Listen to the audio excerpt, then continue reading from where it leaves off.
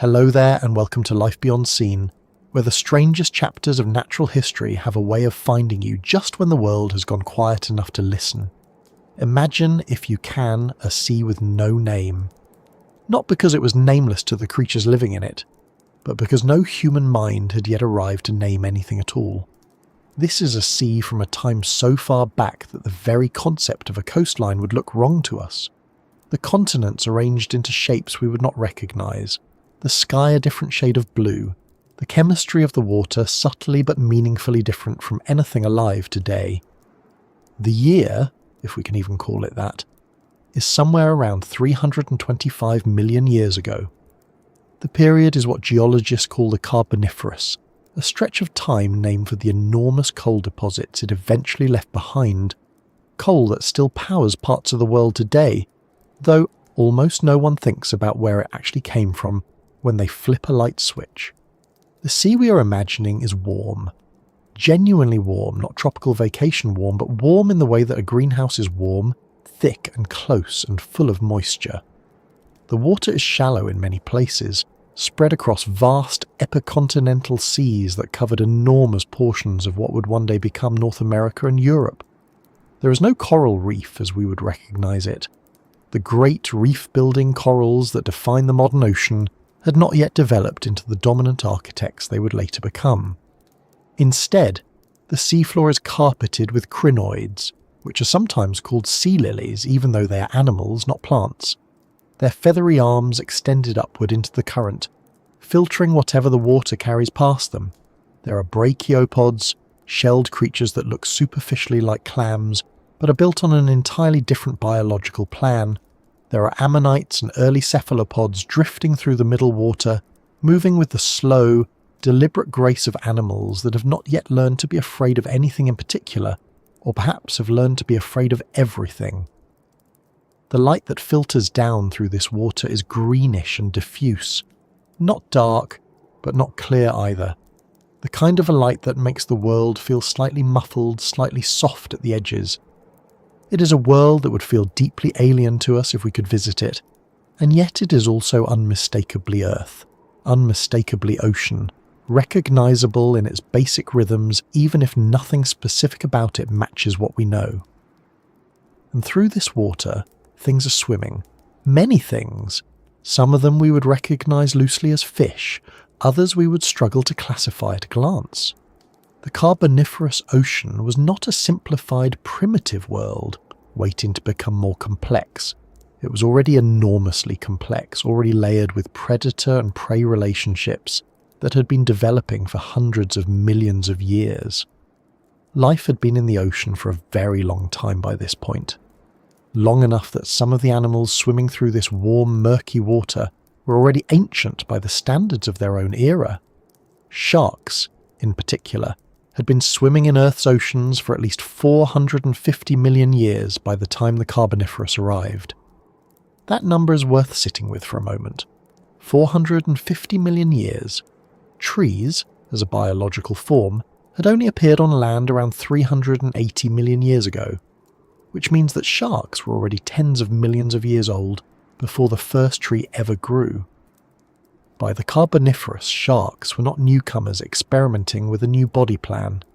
They were an established, successful, wildly diverse lineage that had already spread across the world's oceans and tried out an enormous number of different shapes and strategies for surviving in them. But the Carboniferous was something special even within that long history. Paleontologists sometimes refer to it as the golden age of sharks, and the phrase is not an exaggeration. During this period, shark diversity exploded into forms that have no parallel in the modern ocean. Some of these animals looked roughly like what we might picture if someone said the word shark. Others looked like nothing you have ever seen in a documentary, a museum, or a nightmare. The Carboniferous Ocean was, in some ways, a laboratory for the question of what a shark could be, and evolution was running many experiments at once. It is into this world that tonight's subject was born. Or rather, into this world that tonight's subject swam, hunted, grew, and eventually, after a very long time, disappeared without leaving a single living descendant. Before we go further, I want to ask you something simple. Where are you tonight? Are you in bed, with the lamp off and the window cracked, sitting in a chair with a cup of something warm? Maybe you are somewhere completely different, somewhere I would not expect. And what does the ocean mean to you, personally? Is it a place you have been, a place you have never seen, something that draws you, or something that makes you a little uneasy? I ask because tonight's story comes from a very different ocean than any you have ever encountered, and I think it helps to arrive at it with some sense of where you are standing right now, in this moment, in the world as it currently exists.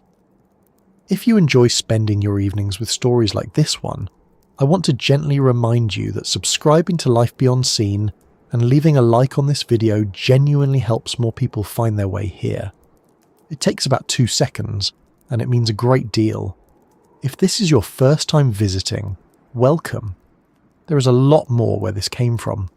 Now, back to the water. Among the many creatures navigating those warm carboniferous seas, there was a shark. Not a large shark by modern standards. Not a particularly fearsome one based on what its teeth suggest about its diet. In some ways it was a fairly ordinary looking animal from a distance, streamlined, finned, built for moving through water with the kind of quiet efficiency that sharks have always been good at. But it carried something on its back that no living animal has ever replicated. Something so specific, so structurally elaborate and so deeply puzzling that paleontologists have been arguing about its purpose since the first decent fossils were pulled from the rock. Something that, when you first see a reconstruction of it, makes you stop and look again, because it does not quite seem like it belongs on a shark, or on any animal really. This is Stethacanthus. The name comes from Greek. Stethacanthus means, roughly, chest spine, a reference to the unusual fin structure that defines the genus, though the naming was done with incomplete information and the name does not quite capture what the structure actually is. When you see a full reconstruction, the word that tends to come to mind is anvil, or possibly ironing board if you're feeling practical about it. There is a flat-topped, broad, almost platform-like structure rising from the shark's back where you would expect a normal dorsal fin to be, and it is covered, top surface and all, in small, dense, spine-like projections called dermal denticles.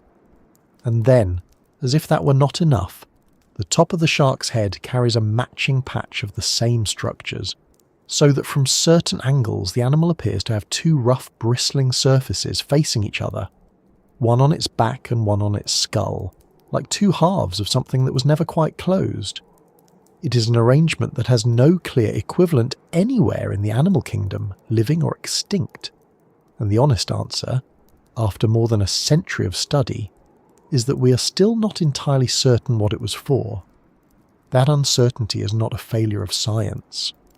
It is, in its own way, a testament to how genuinely strange this animal was. The Carboniferous Ocean produced many unusual body plans, as we'll see, but Stethacanthus sits in a category of its own, not because it was the largest or the most fearsome thing in the water, but because it carried a structure so specific, so costly to grow, so deliberate in its construction, that it clearly meant something. It served some purpose. It was not an accident or a developmental quirk. Evolution does not invest that much in something that does nothing. But what that something was is a question that has occupied paleontologists for decades, and it remains, as of the time of this narration, genuinely open. The fossils themselves are the only evidence we have, and the story of how those fossils were found and where and what they revealed when scientists finally had enough of them to work with is its own kind of journey. It is a story that moves from fragmentary 19th century specimens to a remarkable fossil site in Montana, from confusion to partial clarity, and from partial clarity to a new and deeper set of questions. Stethacanthus was not a single species but a genus, a group of related species spread across a significant stretch of time and geography. Fossils have been found in North America, in Europe, in what is now Scotland, in deposits ranging across several million years of Carboniferous time. It was, in other words, a successful animal, not a brief experiment that flickered in and out of existence, but a lineage that persisted, that spread, that apparently found a way to make its strange anatomy work in the real world for long enough to leave traces across continents. That persistence is worth keeping in mind as we go deeper into the story, because it is easy, when looking at something this unusual, to assume it must have been a failure, a dead end, a creature that barely survived before vanishing. But Stethacanthus was not that. It was something stranger and, in its way, more impressive. It was an animal that carried an anvil on its back and apparently did just fine with it for millions of years, in a world full of things that wanted to eat it. How it managed that, and what the anvil was actually doing, is exactly what we are going to spend the next while exploring together. The water is warm, the crinoids are swaying. Somewhere in the green, diffuse light of a sea that no longer exists, a shark with a flat-topped spine and a bristling patch of denticles on its head is moving slowly through the middle water, and it is doing something with that structure, something that mattered enough for evolution to keep building it, generation after generation, for millions of years. What that something was is where this story is really headed. So let us start with the body itself. Before we get to hypotheses or fossil sites or the long argument about what the anvil was for, it helps to simply sit with what Stethacanthus actually looked like, as completely and concretely as the fossil record allows us to reconstruct it. In terms of overall size, Stethacanthus was not a large animal, by the standards we tend to associate with sharks. Different species within the genus varied, but the range runs roughly from about 0.7 meters on the smaller end to perhaps 2 meters for the larger forms. That puts the biggest individual somewhere in the neighborhood of a large modern nurse shark, though the body shape was quite different. The smaller species would have been closer in length to a big salmon, compact, manageable. Not the kind of animal that dominates a room, so to speak, but not trivial either. The body itself was slender and reasonably streamlined, built along the general lines of what you might expect from a carboniferous shark. Elongated, tapered toward the tail, with paired pectoral fins positioned behind the head, and a general silhouette that, if you covered up the dorsal region entirely, would not look wildly out of place in a modern ocean. The tail fin was heterocercal, meaning the upper lobe was longer than the lower, which is a feature shared by many early sharks and is still seen in animals like the modern nurse shark. The overall impression, from the side and at a distance, was of a fairly ordinary-looking small to medium shark going about its business. And then you look at the back. Where a modern shark would have a single, roughly triangular dorsal fin rising cleanly from the midline of the body, Stethacanthus had something that requires a moment to process. The structure is typically described as anvil-shaped, or occasionally as resembling an ironing board, and both comparisons are doing their best with a genuinely unusual geometry. It was flat on top, not pointed, not curved, not streamlined in any conventional sense, but broadly, almost horizontally flat, like a small platform or shelf rising from the shark's back. The base of the structure was wide, and it broadened further as it rose, so that the top surface was actually wider than the base, which is the opposite of what you would design if you were trying to minimize drag or move efficiently through water. That top surface, that flat platform, was not bare skin. It was covered in dermal denticles. Dermal denticles are a defining feature of sharks, present in one form or another across essentially all living species, and they are exactly what the name suggests. Small, tooth-like structures embedded in the skin. In most modern sharks, they are arranged in a way that actually helps with hydrodynamics, reducing turbulence and allowing the animal to move through water more efficiently. The denticles on a modern short-fin mako, for example, are oriented so precisely that engineers have studied them for inspiration in designing swimsuits and aircraft surfaces. The denticles on the top of the Stethacanthus anvil were not like that. The specific type found on the anvil structure are called catini, and they were spine-like, recurved slightly, and densely packed together across the entire upper surface of the fin. If you imagine a cactus pad, or a cluster of tiny fish hooks all pointing in roughly the same direction, or the surface of a wire brush, you are getting somewhere close to the texture this would have created. Not smooth, not helpful for moving through water. Rough, bristling, and almost certainly uncomfortable to touch, though no living hand has ever touched one. The denticles pointed outward and slightly backward, which means the surface would have caught on things rather than sliding past them, which is about as far from hydrodynamic efficiency as you can get. Now, here is the part that makes this even stranger. The top of the head, the dorsal surface of the skull carried a matching patch of the same denticles. The same satiny, the same dense, bristling, spine-like texture, arranged in a patch on the head that corresponded in position and apparent orientation to the flat top of the dorsal fin.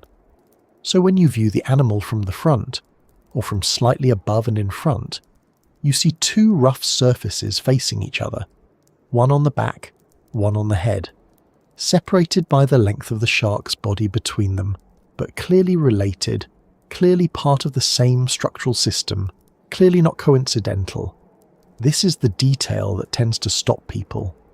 One unusual fin would be strange enough, but a matching patch on the head, built from the same material positioned to mirror the fin, suggests that the two structures were meant to function together in some way. They were not independent oddities, they were a pair, and whatever that pairing was doing, it was doing it deliberately, because evolution does not produce paired, mirrored, metabolically expensive structures by accident. The rest of the body, as mentioned, was relatively unremarkable by Carboniferous shark standards. The teeth were small and multi-cusped, suited for catching small fish and soft-bodied invertebrates, rather than for tearing into large prey. The skin elsewhere on the body carried denticles of a more conventional type. The pectoral fins were broad and well developed. There is nothing in the rest of the anatomy that screams unusual. It is specifically the dorsal region and the head patch that set this animal apart, which makes the contrast even more striking. A largely ordinary shark carrying an extraordinary structure, like a perfectly sensible sentence with one word in it that belongs to a completely different language. Now, one of the more important details that emerge from the fossil record, particularly once researchers had access to enough specimens to compare, is that the Anvil structure may not have been present in all individuals. The evidence suggests it was sexually dimorphic, meaning it appeared in one sex but not the other, or at least was dramatically more developed in one sex. The leading interpretation, based on the size and apparent maturity of specimens with and without the structure, is that the full Anvil with its denticle patches was a feature of mature males. Smaller, more gracile specimens, those without the elaborate dorsal structure, are interpreted as females or juveniles. This matters enormously for how we think about the structure's function. Sexual dimorphism in biology, the pattern where males and females of the same species look significantly different from each other, is almost always driven by one of a fairly small number of evolutionary pressures. Competition between males for access to females. Female choice, where females preferentially mate with males who display certain traits, or some combination of both. When a structure appears only in mature males, is metabolically costly to produce, and serves no obvious survival function. The most straightforward explanation in evolutionary terms is that it was involved in reproduction in some way, either as a display, a signal, a tool for competition, or some combination. That interpretation has not gone unchallenged, and we will get into the specific hypotheses in some detail later. But the dimorphism itself, the fact that the Anvil appears to have been a male feature, is one of the most useful pieces of information we have, because it narrows the field of possibilities considerably. A structure that only males carry, in a species where the sexes presumably needed to find each other in murky carboniferous water, and then successfully mate, is almost certainly doing something related to that process. The question is exactly what. It is worth pausing here to appreciate just how specific and elaborate this structure was. Dermal denticles, as noted, are a normal part of shark anatomy. But the denticles on the Stethacanthus anvil were not serving the normal purposes of shark skin. They were not reducing drag. They were not providing armour in any conventional sense. They were arranged on a platform that was itself an unusual shape, and they were mirrored by a matching patch on the skull. The whole system is over-engineered, in a sense far more elaborate than it would need to be if it were just a simple defensive structure or a basic species recognition signal. It has the quality of something that was refined over many generations, pushed toward greater elaboration by consistent selective pressure, which is exactly what you would expect from a sexually selected trait. Think of a peacock's tail, which is genuinely costly to grow and carry and makes the bird more visible to predators, but which has been maintained by evolution for millions of years because females consistently prefer males who have it. The cost is, in evolutionary terms, the point. A male who can afford to carry an expensive structure and still survive is demonstrating in a very honest way that he is healthy and capable. The structure is a signal, and its cost is what makes the signal trustworthy. Something similar may have been happening in Stethacanthus, though whether females were selecting for the anvil, or whether males were using it in competition with each other, or whether it was doing something else entirely, is a question that the fossils alone cannot fully answer. What the fossils can tell us is what the structure was made of, roughly how it was shaped, and who appears to have carried it. They can tell us that it was present across multiple species within the genus, which means it was not a one-time developmental accident but a stable, heritable feature that persisted across significant stretches of evolutionary time.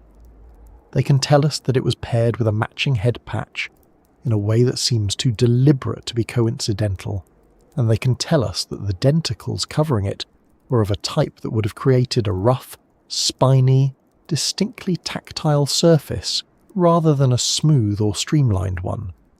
What they cannot tell us, not directly, is what the shark was doing with it. They cannot tell us whether it was raised or lowered, whether it was displayed in a particular posture, whether it made a sound or a sensation when two animals came close together, or whether the matching head patch and dorsal fin were ever brought into contact with each other or with another animal.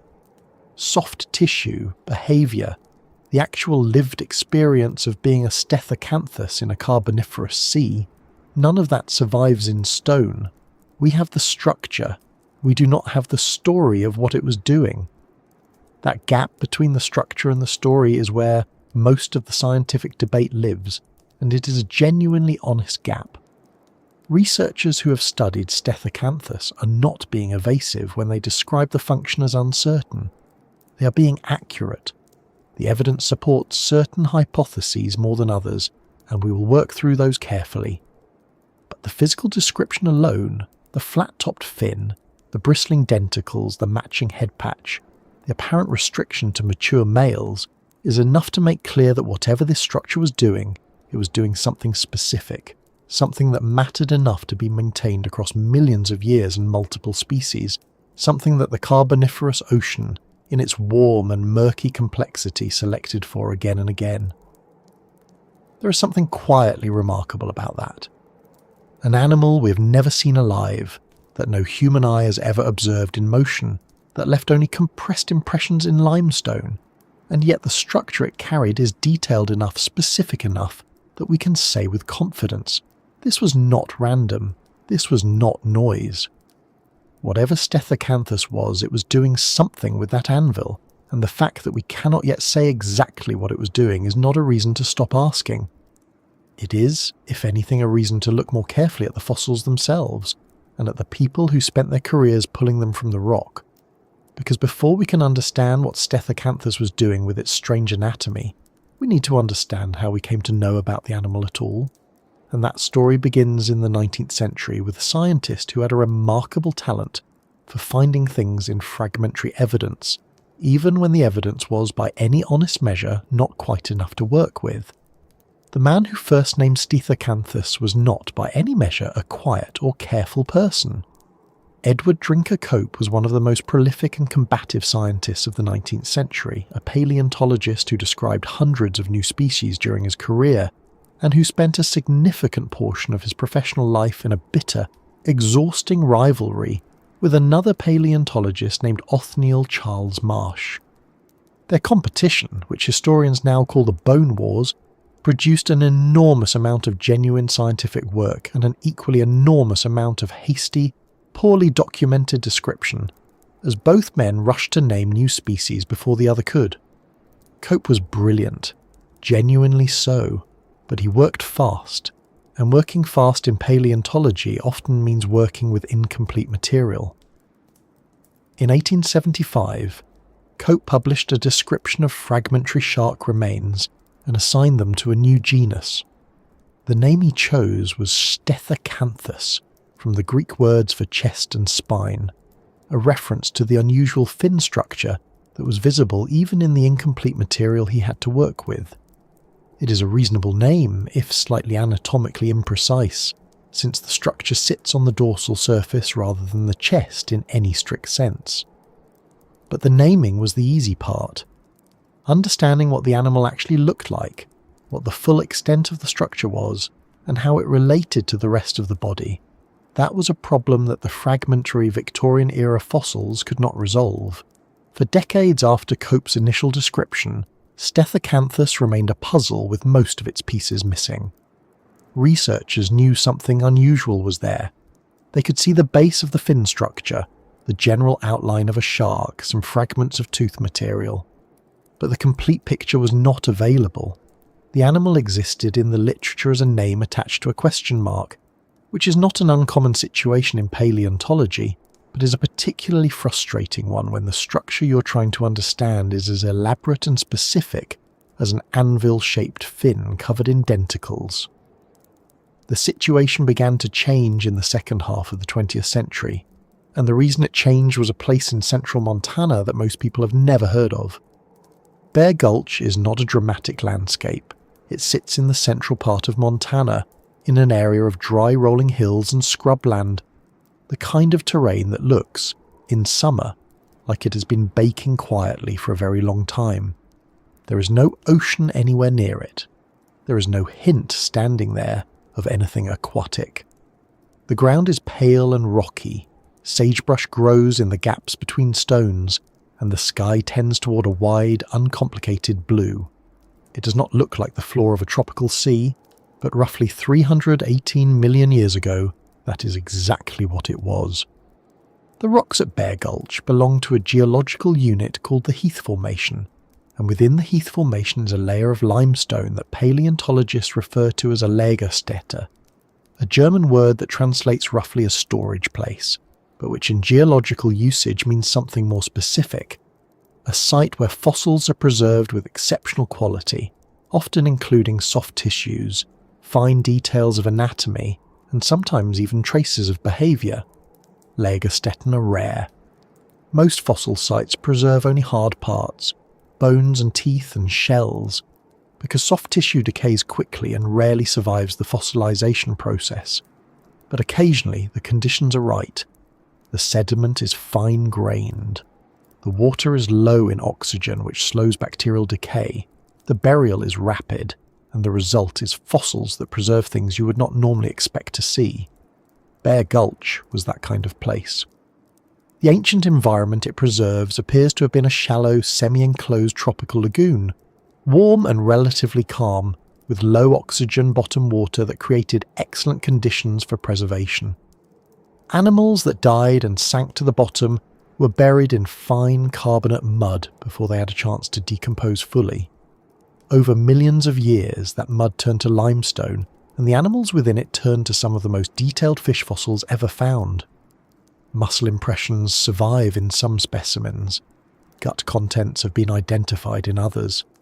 The outlines of fins and soft tissue structures that would never normally fossilize are visible in the rock with a clarity that, when you see photographs of these specimens, is genuinely startling. Richard Lund was the paleontologist who spent the most time and effort pulling Stethacanthus and many other species out of Bear Gulch. Lund, working through the 1970s and 1980s across multiple field seasons, recovered hundreds of fish specimens from the site.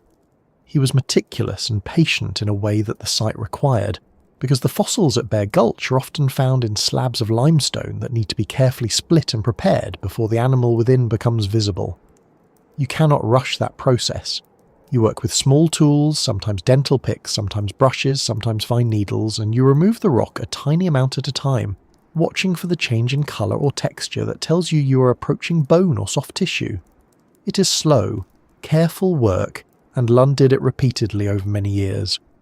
What he recovered from Bear Gulch included multiple Stethacanthus individuals at various life stages. There were adults with the full Anvil structure visible. There were smaller specimens that appeared to lack the structure, or to have it in a less developed form. There were juveniles. The collection, taken together, gave researchers something they had not had before, a population-level view of the animal, not just a single specimen, but a sample large enough to start asking questions about variation within the species. And it was this population-level view that made the case for sexual dimorphism much stronger. Because when you look at multiple individuals of the same species, and you see a consistent pattern, some with the structure and some without, the most straightforward explanation is that you are looking at two different morphs of the same animal, which in sharks most naturally maps onto a male-female distinction. Lund's work transformed Stethacanthus from a name attached to a question mark into a genuinely known animal. It was not the only shark he found at Bear Gulch. The site turned out to be extraordinary in its diversity, preserving over 130 species of fish, many of them new to science, many of them deeply strange. Stethacanthus was unusual even within that unusual fauna, but at least now there was enough material to describe it properly, to understand the full extent of the Anvil structure, to see the matching head patch, to examine the denticles, and to begin forming hypotheses about what any of it was for. Across the Atlantic, a different set of specimens was adding another dimension to the story. Near the town of Bearsden, on the outskirts of Glasgow in Scotland, Carboniferous deposits had been yielding shark material for some time. Scottish Carboniferous fossils are not as dramatically preserved as the Bear Gulch material, but they are significant, and among the specimens recovered from the Bearsden locality were additional Stethacanthus remains that helped confirm and extend what the American material was showing. Michael Coates, a paleontologist who has done extensive work on early vertebrate evolution, was among those who contributed to the study and interpretation of material from these European localities. The Scottish specimens, taken alongside the Bear Gulch material, helped establish that Stethacanthus was not a purely North American animal, but a genus with a wider geographic distribution across the Carboniferous world, which makes sense given that the continents in that period were arranged very differently and shallow seas connected regions that are now separated by thousands of miles of ocean. It is worth pausing for a moment on the sheer effort involved in building the picture we now have of this animal. Cope's 1875 description was based on material that was, by his own standards, fragmentary. For the better part of a century after that, Stethacanthus was understood only in outline. The detailed picture, the one that lets us talk about denticle texture and head patches and sexual dimorphism, came from decades of field work, careful preparation, and comparative analysis across specimens from two different continents. The people who did that work were not famous in the way that fossil hunters who find dinosaurs tend to become famous. Carboniferous shark paleontology is a specialised field, and Richard Lund's field seasons at Bear Gulch did not generate headlines. But the knowledge they produced is genuinely remarkable, and without that patient accumulation of specimens and observations, Stethacanthus would still be, in practical terms, unknown. Even with all of that work, though, the central question remained open. The fossils told researchers what the structure was made of and who appeared to carry it. They did not explain why. And this is where the discovery story and the interpretive story begin to separate, because finding a fossil and understanding a fossil are two different problems. Finding requires patience, good field sites, careful preparation, and a certain amount of luck with where you choose to split the rock. Understanding requires a different kind of work, comparing the fossil to living animals, thinking about evolutionary logic, considering the environment the animal lived in, and being honest about the limits of what the evidence can actually support. One of the things that makes the interpretation of Stethacanthus difficult is that there is no living animal that has anything quite like the Anvil structure. When paleontologists want to understand the function of an unusual feature, they often look for analogues in living animals, structures that serve similar purposes and can be studied directly. A fin spine in a modern shark, for instance, can be examined in context. You can watch how the animal uses it, whether it is defensive, whether it plays a role in social interactions, whether females respond to it. With Stethacanthus, there is no living analogue. The structure is genuinely unique, which means that every hypothesis about its function has to be built from indirect evidence. The shape of the structure, the type of denticles, the apparent restriction to males, the ecological context and comparisons to other animals, where the logic might be similar even if the anatomy is different. This is not a comfortable position for a scientist to be in. Science generally prefers testable hypotheses, and a hypothesis about the behaviour of an animal that has been extinct for 300 million years is very difficult to test in any direct way. What researchers can do is evaluate which hypotheses are consistent with the available evidence and which are not, and that is a meaningful exercise even if it cannot produce a definitive answer. The fact that the function remains uncertain is not a failure of the science. It is an honest reflection of what the fossils can and cannot tell us. What the fossils can tell us very clearly is that the structure was maintained across multiple species within the genus, across a significant stretch of geological time and in multiple geographic locations. That kind of persistence does not happen by accident. Evolution does not maintain expensive, elaborate structures unless they are doing something useful. The Anvil was not a fluke. It was a feature, and it was a feature that the Carboniferous Ocean, in whatever way it evaluated such things, consistently rewarded.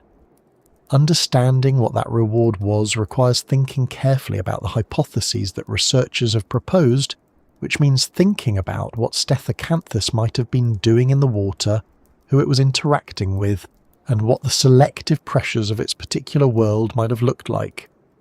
And that in turn requires understanding where Stethacanthus sat within the broader story of shark evolution, and why the Carboniferous period produced so many animals that seem, by modern standards, almost impossibly strange.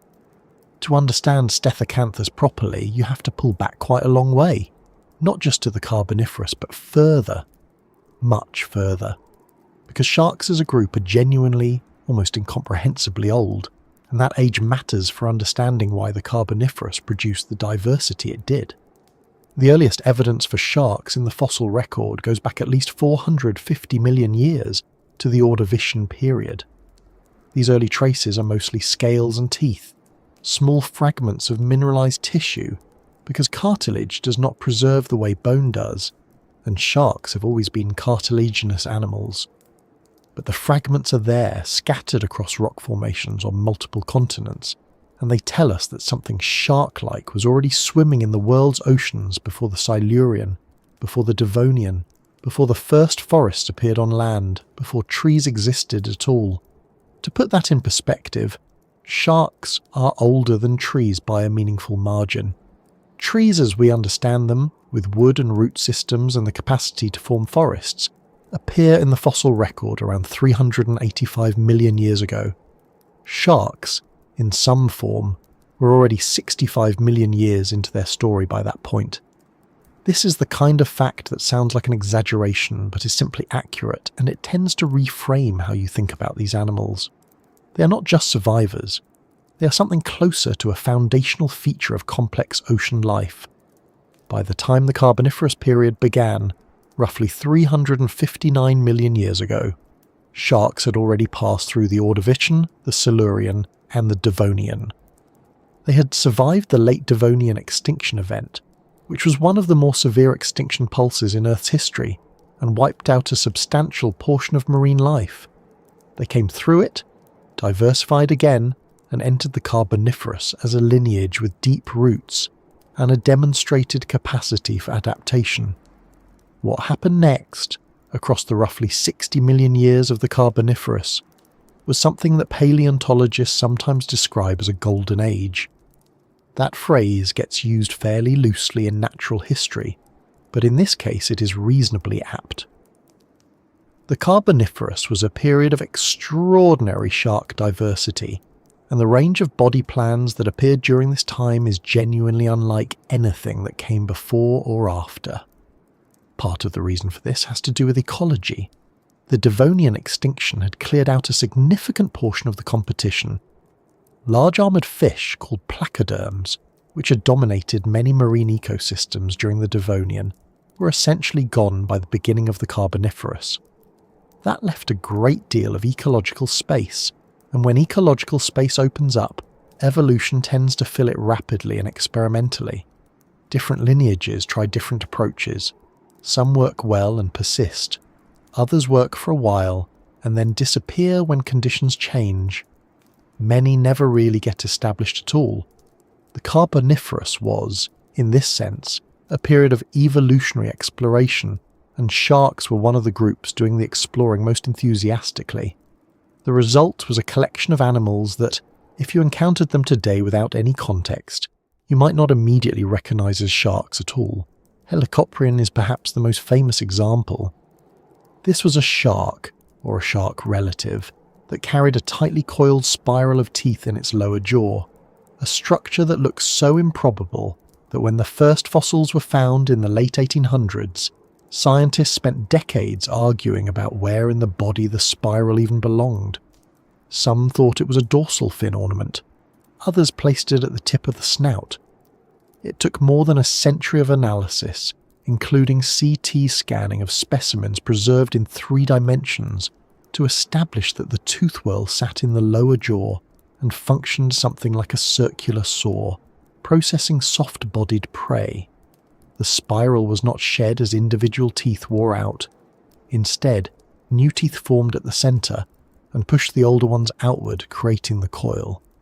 It is one of the stranger dental arrangements in the history of vertebrate life. Adestus was another Carboniferous shark with a remarkable jaw structure, though in a different direction. Its teeth grew in a single continuous row in both the upper and lower jaw, stacked one behind the other rather than being replaced individually as in most sharks. Over time, this created a protruding blade of teeth extending beyond the front of the jaw, and the animal may have used a slashing motion to disable prey rather than a conventional bite. Some specimens show teeth that curve dramatically outward, giving the jaw an almost scissor-like appearance in profile. Adestus was large, possibly reaching several metres in length, and it was a genuine predator in the Carboniferous seas, not a curiosity but a functional and apparently effective hunter. Then there was Cladocelache, which is actually a Devonian shark but persisted into the early Carboniferous and represents something of a different design philosophy. Where many of its contemporaries were experimenting with elaborate structures, Cladocelache was streamlined and fast, with a deeply forked tail that suggests it was a pursuit predator, built for speed rather than ambush. Its fins were broad and stiff rather than flexible. It had large eyes. In some ways, it looks more like what a person might draw if asked to sketch a shark from memory, which is interesting because it represents an older body plan that was already being outpaced in terms of diversity by the more experimental forms emerging around it. Falcatus falcatus deserves special mention, partly because it is closely related to Stethacanthus, and partly because one of its fossils is genuinely one of the most remarkable specimens in the entire paleontological record. Falcatus was a small cimmeroid, probably around 15 centimetres long as an adult, and the males carried a long spine that curved forward over the head from the dorsal region, like a hook or a recurved antenna. A specimen from Bear Gulch shows 2 Falcatus individuals preserved together, a male and a female, with the male's spine positioned near the female's mouth. The interpretation that most researchers find plausible is that this represents a courtship or mating interaction, with the spine serving as a display structure or a gripping aid. It is an extraordinary thing to see in a fossil, a moment of behaviour frozen in stone for 300 million years. And it is directly relevant to thinking about Stethacanthus, because Falcatus and Stethacanthus belong to the same broader group, the Cimmeraids, and the pattern of males carrying elaborate structures that females apparently do not carry seems to have been a recurring theme across the clade. Stethacanthus itself belongs to the order Cimmeraida, and this is worth dwelling on for a moment. The Cimmeraids are an entirely extinct group of chondrichthyans, which is the broader category that includes sharks, rays, and their relatives. They have no living descendants. Every lineage within Cimmeraida ends in the fossil record without connecting to anything alive today.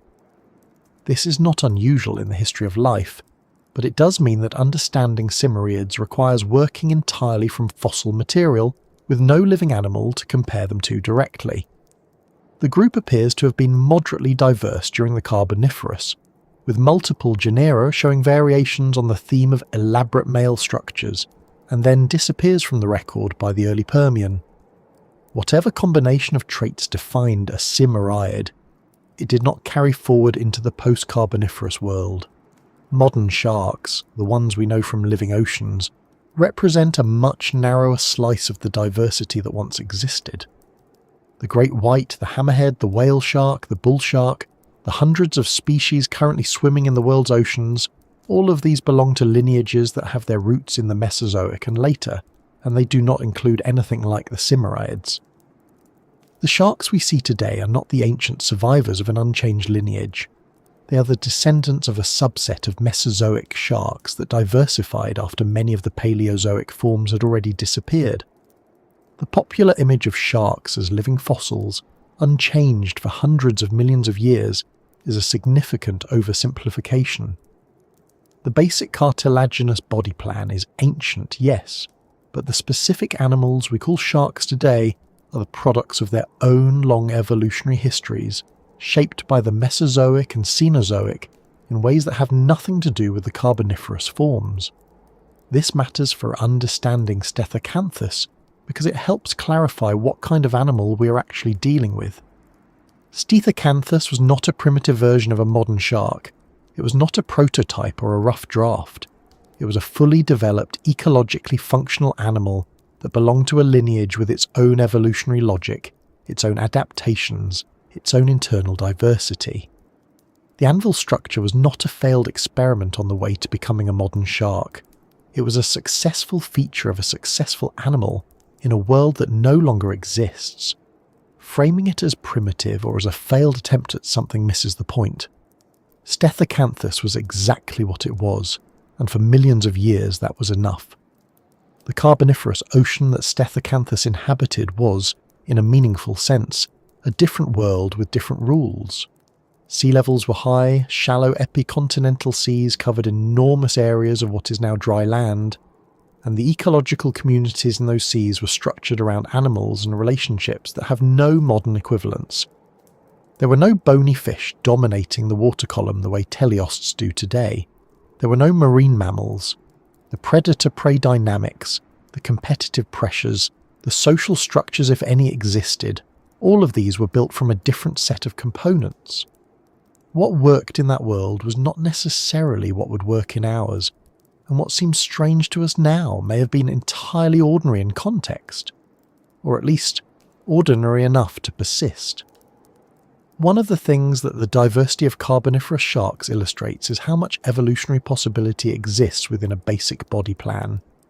The shark body at its core is a set of constraints: cartilaginous skeleton, particular arrangement of fins, certain sensory systems, a particular way of moving through water. Within those constraints, the Carboniferous produced an extraordinary range of variations: spiral tooth whorls, scissor jaws, forward curving spines, flat-topped anvil structures covered in denticles. Each of these was a different answer to the question of how to survive and reproduce in a particular environment, and the fact that so many of these answers eventually stopped working does not mean they were wrong for their time. Evolution does not plan ahead. It does not optimize for long-term survival. It produces what works now in the current conditions, and if the conditions change, the things that worked before may stop working, regardless of how elaborate or effective they were. Stethacanthus survived for a substantial span of geological time. The genus appears in the fossil record across a range of Carboniferous deposits, and the persistence of the Anvil structure across multiple species and across a geographic range that included both North America and Europe suggests that whatever the structure was doing, it was doing it reliably enough to be maintained by selection across millions of years. This is worth holding on to. The anvil was not a neutral feature, not something evolution simply failed to remove. It was a feature that cost something to produce and maintain, and it persisted anyway, which means it was paying for itself in some currency that mattered to the animal's survival or reproductive success. What that currency was is the question that the fossils alone cannot fully answer, but the question becomes sharper and more interesting when you understand the broader context of what Carboniferous sharks were doing and what kinds of structures they were producing. Understanding that context also means understanding the specific environment where the best Stethacanthus specimens were found, because the place where a fossil comes from is never just a geographic detail. It is part of the story of the animal itself, and in the case of Stethacanthus, the place in question is one of the most remarkable fossil sites in North America. That place is central Montana, and it does not look like much today. If you were to drive through that part of the state, you would see dry hills, sagebrush, pale rock, the kind of landscape that feels permanent and old in a very different way than the ocean that once covered it. The ground is cracked and dusty in summer, cold and exposed in winter, and there is nothing about the surface of the land that suggests what is buried beneath it. But beneath it, locked inside a layer of limestone belonging to a formation called the Heath Formation, is one of the most complete records of a Carboniferous marine community that exists anywhere in the world. The site is called Bear Gulch, and it has been producing extraordinary fossils since the 1960s. The limestone itself was deposited roughly 318 million years ago, which places it solidly within the Carboniferous, during a time when the interior of what would eventually become North America was covered by a shallow tropical sea. Bear Gulch preserves what appears to have been a semi-enclosed lagoon environment, relatively shallow, warm, and protected from the open ocean by some combination of geography and topography that is now difficult to reconstruct precisely. The conditions in that lagoon, for reasons that paleontologists have spent decades trying to understand, were exceptionally favourable for fossilization. Animals that died in those waters were sometimes buried rapidly in fine-grained sediment, and the chemistry of the environment was such that soft tissues, not just bones and teeth, were occasionally preserved along with the harder parts of the body. This is unusual. Fossilization is almost always selective. Hard parts survive, soft parts decay. Teeth, bones, scales, shells, these are what the fossil record is mostly made of. Soft tissues, muscle, organs, skin impressions, the delicate internal structures that tell you how an animal actually worked, these almost never survive. When they do, it is typically because something unusual happened at the moment of death and burial. Some combination of rapid burial, low oxygen, fine sediment, and particular water chemistry that together slowed or halted the normal processes of decay long enough for the soft material to be replaced by minerals. Sites where this happened are called Lagerstätten, a German term that roughly translates to something like storage place or motherlode, and Bear Gulch is considered one of the most significant Carboniferous Lagerstätten in North America. The fossils that have come out of Bear Gulch include not just skeletal material, but muscle impressions, outlines of soft fins, traces of gut contents, and in some cases enough detail to reconstruct the three-dimensional shape of animals that would otherwise be known only from fragments. For a group like the Simoraid sharks, which have no living relatives and which are known primarily from isolated teeth and partial skeletons at most other sites, this level of preservation is genuinely transformative. It is the difference between knowing that an animal existed and actually being able to see what it looked like.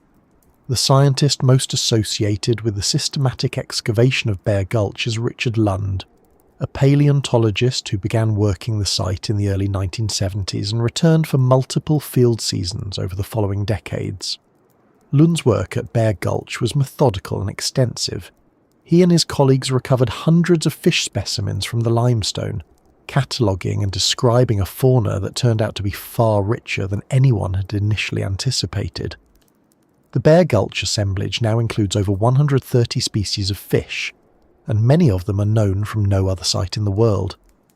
Among those species were multiple individuals of Stethacanthus, including what appeared to be specimens of different ages and possibly different sexes, which is exactly the kind of sample you need if you want to understand how a species varied within itself.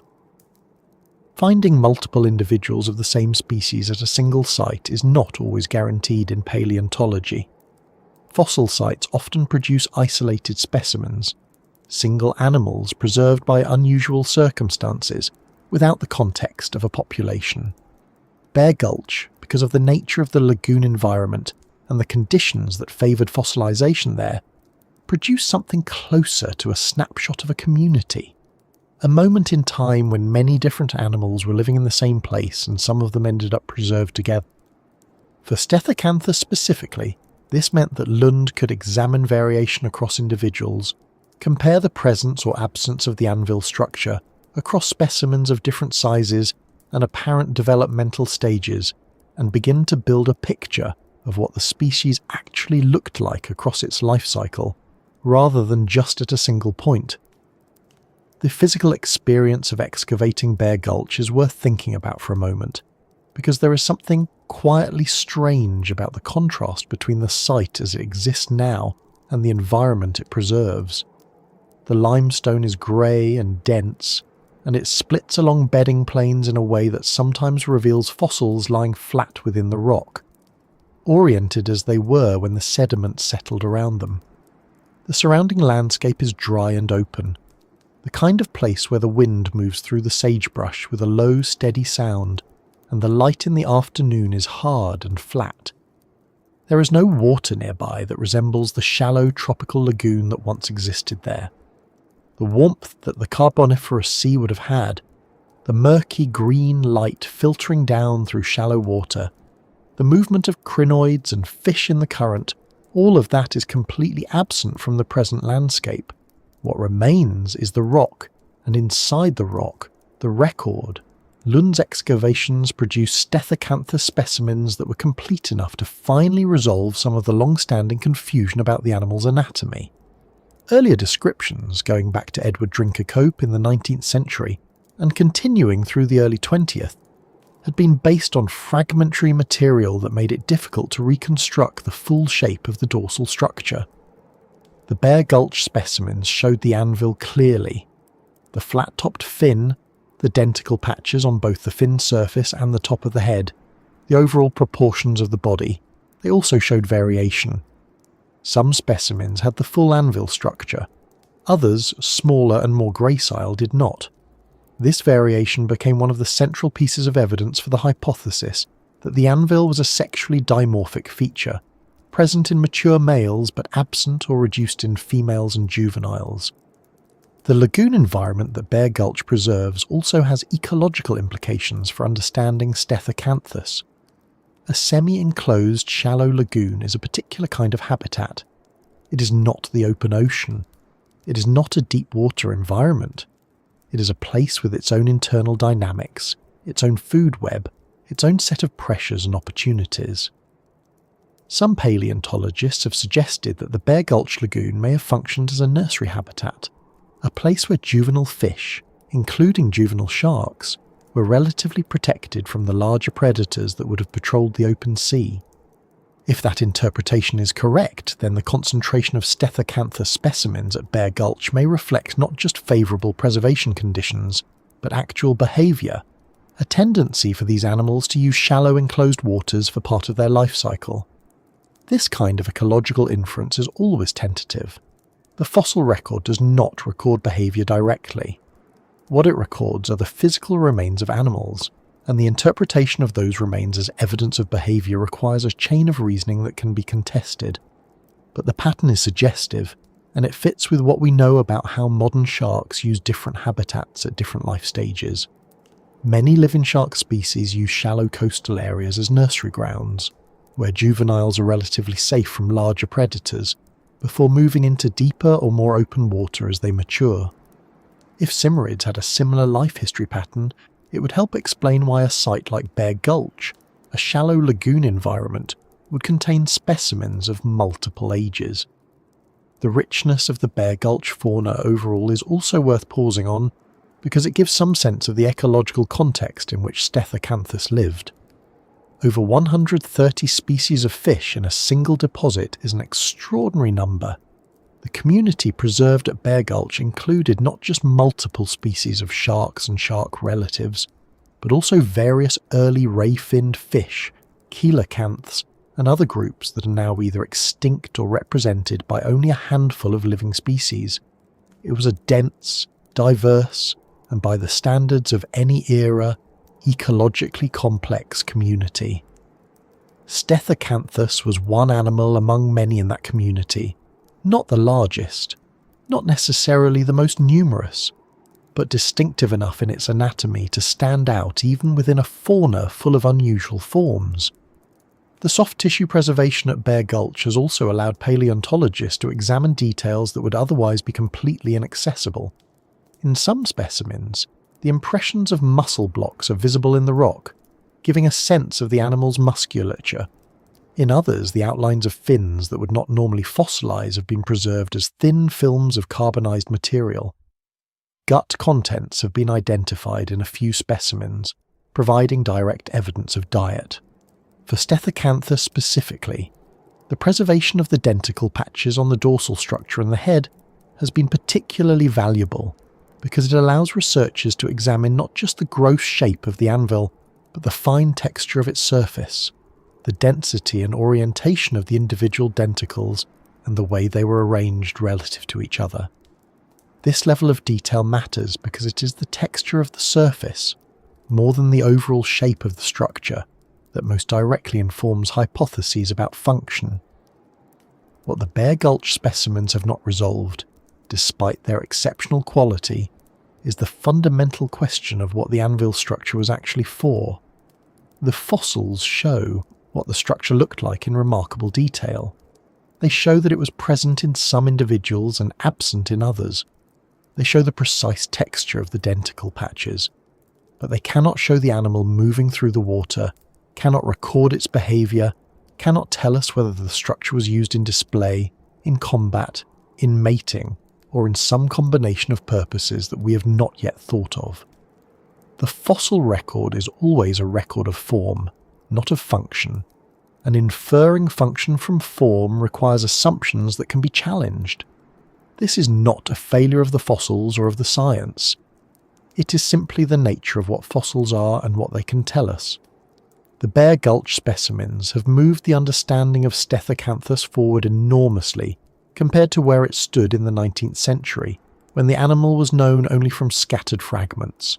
They have confirmed the basic anatomy, established the dimorphism, and provided a detailed picture of the structure that is the centre of the mystery. But the mystery itself remains, and in some ways the better the fossils get, the more precise the mystery becomes. The question is no longer what does this structure look like? That question has been answered. The question is what was it for? And that question gets sharper and more specific the more clearly you can see the structure in question. Which brings the story to the hypotheses themselves, because the scientific community has not simply left the question open without attempting to answer it. There are several competing explanations for the function of the anvil, each with its own logic, each with its own supporting evidence, and each with its own significant gaps. Working through those hypotheses carefully is the next step in understanding what Stethacanthus actually was, and why a shark would carry something so strange, so costly, and so specific on its back for millions of years. So let us go through them, one by one, with the patience they deserve. The first and most widely discussed hypothesis is that the anvil structure was a product of sexual selection. The idea is straightforward in outline, even if the details are complicated. If the structure was present in mature males and absent or reduced in females and juveniles, which the fossil evidence from Bear Gulch does suggest, then the most natural explanation is that it served some role in reproduction. In the animal kingdom, structures that are costly to grow, energetically expensive to maintain, and present only in one sex almost always have something to do with attracting mates or competing for them. The peacock's tail is the classic example, the elk's antlers, the elaborate plumage of birds of paradise. The principle behind all of these is the same. A structure that is genuinely difficult to produce serves as an honest signal of the animal's quality. If you can afford to grow something that large and that metabolically expensive, and still survive, still hunt, still function, then you are advertising something real about your fitness. The female, in theory, benefits from choosing a male who can carry that cost, because the genes that allow him to do so may be passed on to her offspring. Applied to Stethacanthus, the hypothesis would suggest that males with larger, more elaborate anvil structures were more attractive to females, or more successful in some form of competition with other males. The rough denticle surface would have been visible, distinctive, and impossible to fake. You either had it or you did not. And the fact that the matching denticle patch on the top of the head mirrored the texture of the dorsal structure creates an almost symmetrical display apparatus, which is exactly the kind of thing that sexual selection tends to produce. Symmetry and elaboration together are signals that tend to be preferred across a wide range of species, though the reasons for this are still debated in evolutionary biology. The sexual selection hypothesis is compelling, and most researchers working on Stethacanthus treat it as the most likely explanation, or at least the most likely starting point. But it has gaps. The main one is that sexual selection usually requires some mechanism, some behaviour or context in which the display actually happens. With living animals, you can observe the behaviour directly. You can watch the peacock spread its tail, watch the females respond, watch the males compete.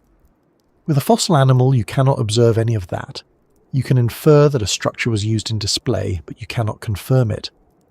And the specific geometry of the Stethacanthus anvil, a flat-topped platform of denticles rising from the back, is not obviously a visual display structure in the way that a sail fin or a bright coloration pattern would be. It is more three-dimensional, more tactile in its texture, which raises the question of whether it was meant to be seen or felt, or both. The second hypothesis is more unusual, and in some ways more visually striking to think about. It proposes that the paired denticle patches, one on the top of the dorsal structure and one on the top of the head, may have functioned as a form of mimicry or threat display, specifically by resembling a large open mouth when viewed from certain angles. The idea is that a predator approaching Stethacanthus from below or from the front might have perceived the two spiky patches, one elevated on the back and one on the head, as the jaws of a much larger animal. The rough tooth-like texture of the denticles would have reinforced this impression, making the patches look less like skin and more like a set of teeth. This is not as far-fetched as it might initially sound. Mimicry of this kind is documented in living animals. Certain caterpillars display eye spots that resemble owl faces when threatened. Some fish have false eye markings near their tails to confuse predators about which end is which. The general principle that an animal can carry on its body a visual pattern that triggers a predator's avoidance response is well established. Whether Stethacanthus was doing something similar is impossible to confirm, but the geometry of the structure does have a certain suggestive quality when you look at a reconstruction from the right angle. Two patches of spiky, tooth-like material, one higher and one lower, separated by the length of a body, does not look entirely unlike a set of open jaws, particularly if you are a predator approaching quickly from below and you have only a fraction of a second to decide whether to continue the attack. The weakness of this hypothesis is that it requires a fairly specific viewing angle and a fairly specific predator response, and it does not explain why the structure would need to be so elaborate and so permanent. A simple colour pattern, or a single patch of denticles might achieve the same deterrent effect with far less investment. The fact that the Anvil structure was a major three-dimensional modification to the body plan, involving a significantly altered dorsal fin and a separate patch of modified skin on the head, suggests a level of biological commitment that goes beyond a simple warning signal. Mimicry structures in living animals tend to be relatively low cost because their effectiveness depends on the illusion, not on the physical reality of the structure. The Stethacanthus anvil was anything but low cost. The third hypothesis is more mechanically specific. It proposes that the rough dentical surface of the anvil structure may have served as a gripping or clasping device during mating. Modern sharks mate in a way that requires the male to hold onto the female, typically biting her pectoral fin or body to maintain position. This can be a somewhat violent process, and the female's skin in areas commonly bitten by males is often thicker than elsewhere, an apparent evolutionary response to the physical demands of copulation. In this context, a rough, hook-like surface on the male's dorsal area could theoretically have provided additional purchase during mating, helping him maintain contact with the female in the water column. The matching denticle patch on the top of the head might have served a similar function, pressing against the female's body from a different angle.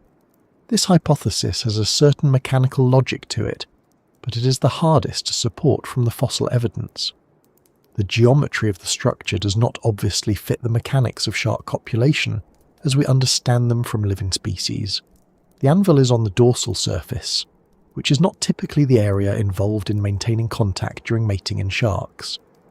And the head patch, while positioned where it might contact a female during a particular mating posture, would need a very specific body orientation to function as described. It is possible that Simireid mating behaviour was quite different from modern shark behaviour, in which case the mechanical logic might work differently than we assume.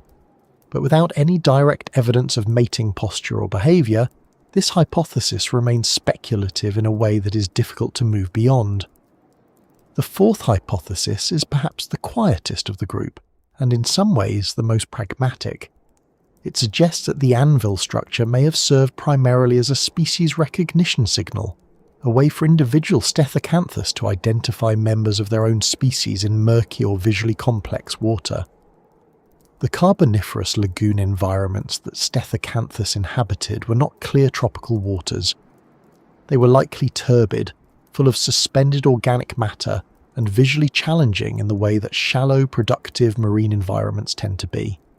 In that kind of environment, being able to quickly identify a conspecific, a member of your own species, versus a predator or a prey item or a member of a closely related but different species, could have real survival value.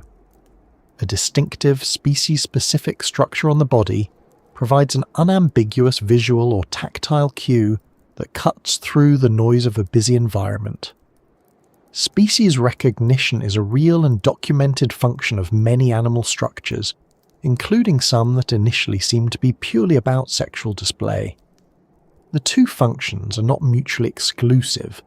A structure can serve both to attract mates and to allow species recognition, and in some cases what begins as a species recognition signal gets elaborated over evolutionary time into a full sexual display structure. For Stethacanthus, the species recognition hypothesis is hard to test directly, but it is consistent with the structure's distinctiveness and with the ecological context. In a fauna as diverse as the one preserved at Bear Gulch, with over 130 species of fish in a single deposit, being visually distinctive would have had practical value. What is worth noting about all four of these hypotheses is that they are not necessarily in competition with each other. Evolution does not tend to produce structures that serve only one function, and the history of paleontological interpretation is full of examples where a feature that was initially explained by one hypothesis turned out to serve multiple overlapping purposes. The crest of a hadrosaur, once thought to be purely for display, is now understood to have also functioned as a resonating chamber for sound production. The sail of Dimetrodon, once assumed to be purely for thermoregulation, may also have played a role in species recognition or display. it is entirely possible that the Stethacanthus anvil was simultaneously a sexual display structure, a species recognition signal, and a deterrent to predators, with different aspects of its function being more or less important depending on the context and the observer. The honest position, and the one that most researchers in this area would endorse, is that we do not know. Not in the sense of having several equally good options that we cannot choose between, but in the deeper sense that the evidence currently available is not sufficient to confirm any of the hypotheses with the kind of certainty that would satisfy a rigorous scientific standard. Each hypothesis has supporting logic, each has gaps, and the gaps are not small gaps that a single new fossil might close. They are gaps in the fundamental record of behaviour, of ecology, of soft tissue, and of the actual living dynamics of an animal that has been extinct for roughly 300 million years. There is something worth sitting with in that uncertainty. It would be easy to find it frustrating, to want a cleaner answer, to wish that the fossils could simply tell us what the structure was for. But the uncertainty is also, in a quieter way, a kind of honesty about what science actually is and how it actually works. The hypotheses exist because researchers have looked carefully at the evidence and tried to make sense of it. The gaps exist because the evidence is incomplete, and the evidence is incomplete because that is the nature of the fossil record. No amount of careful fieldwork or sophisticated analysis can fully reconstruct the behaviour of an animal that no longer exists. What we can do is get closer, incrementally, as new specimens are found and new analytical methods are developed. And in the meantime, the uncertainty itself is informative. The fact that the anvil structure resists easy explanation tells us something real about how unusual it was, how far outside the normal range of shark anatomy it sat, how genuinely strange this animal was in the context of its own time and in the context of ours. What the denticle patches can tell us, even without resolving the functional question, is something about the biology of investment. Growing and maintaining a structure like the Stethacanthus anvil was not free. Dermal denticles are made of dentine and enameloid, the same materials as teeth, and producing them in the density and arrangement seen on the anvil and head patch would have required significant metabolic resources. The structure would also have created drag in the water, which is a real cost for an animal that depends on swimming to hunt and to survive. In evolutionary biology, the costliness of a signal is considered important information. Cheap signals can be faked. Costly signals are harder to fake, and therefore more reliable as honest indicators of quality. The fact that the Stethacanthus anvil was clearly expensive to produce and maintain, in both material and hydrodynamic terms, is itself a piece of evidence that points towards sexual selection. Because sexual selection is the mechanism most likely to produce costly, elaborate, and otherwise disadvantageous structures in one sex only.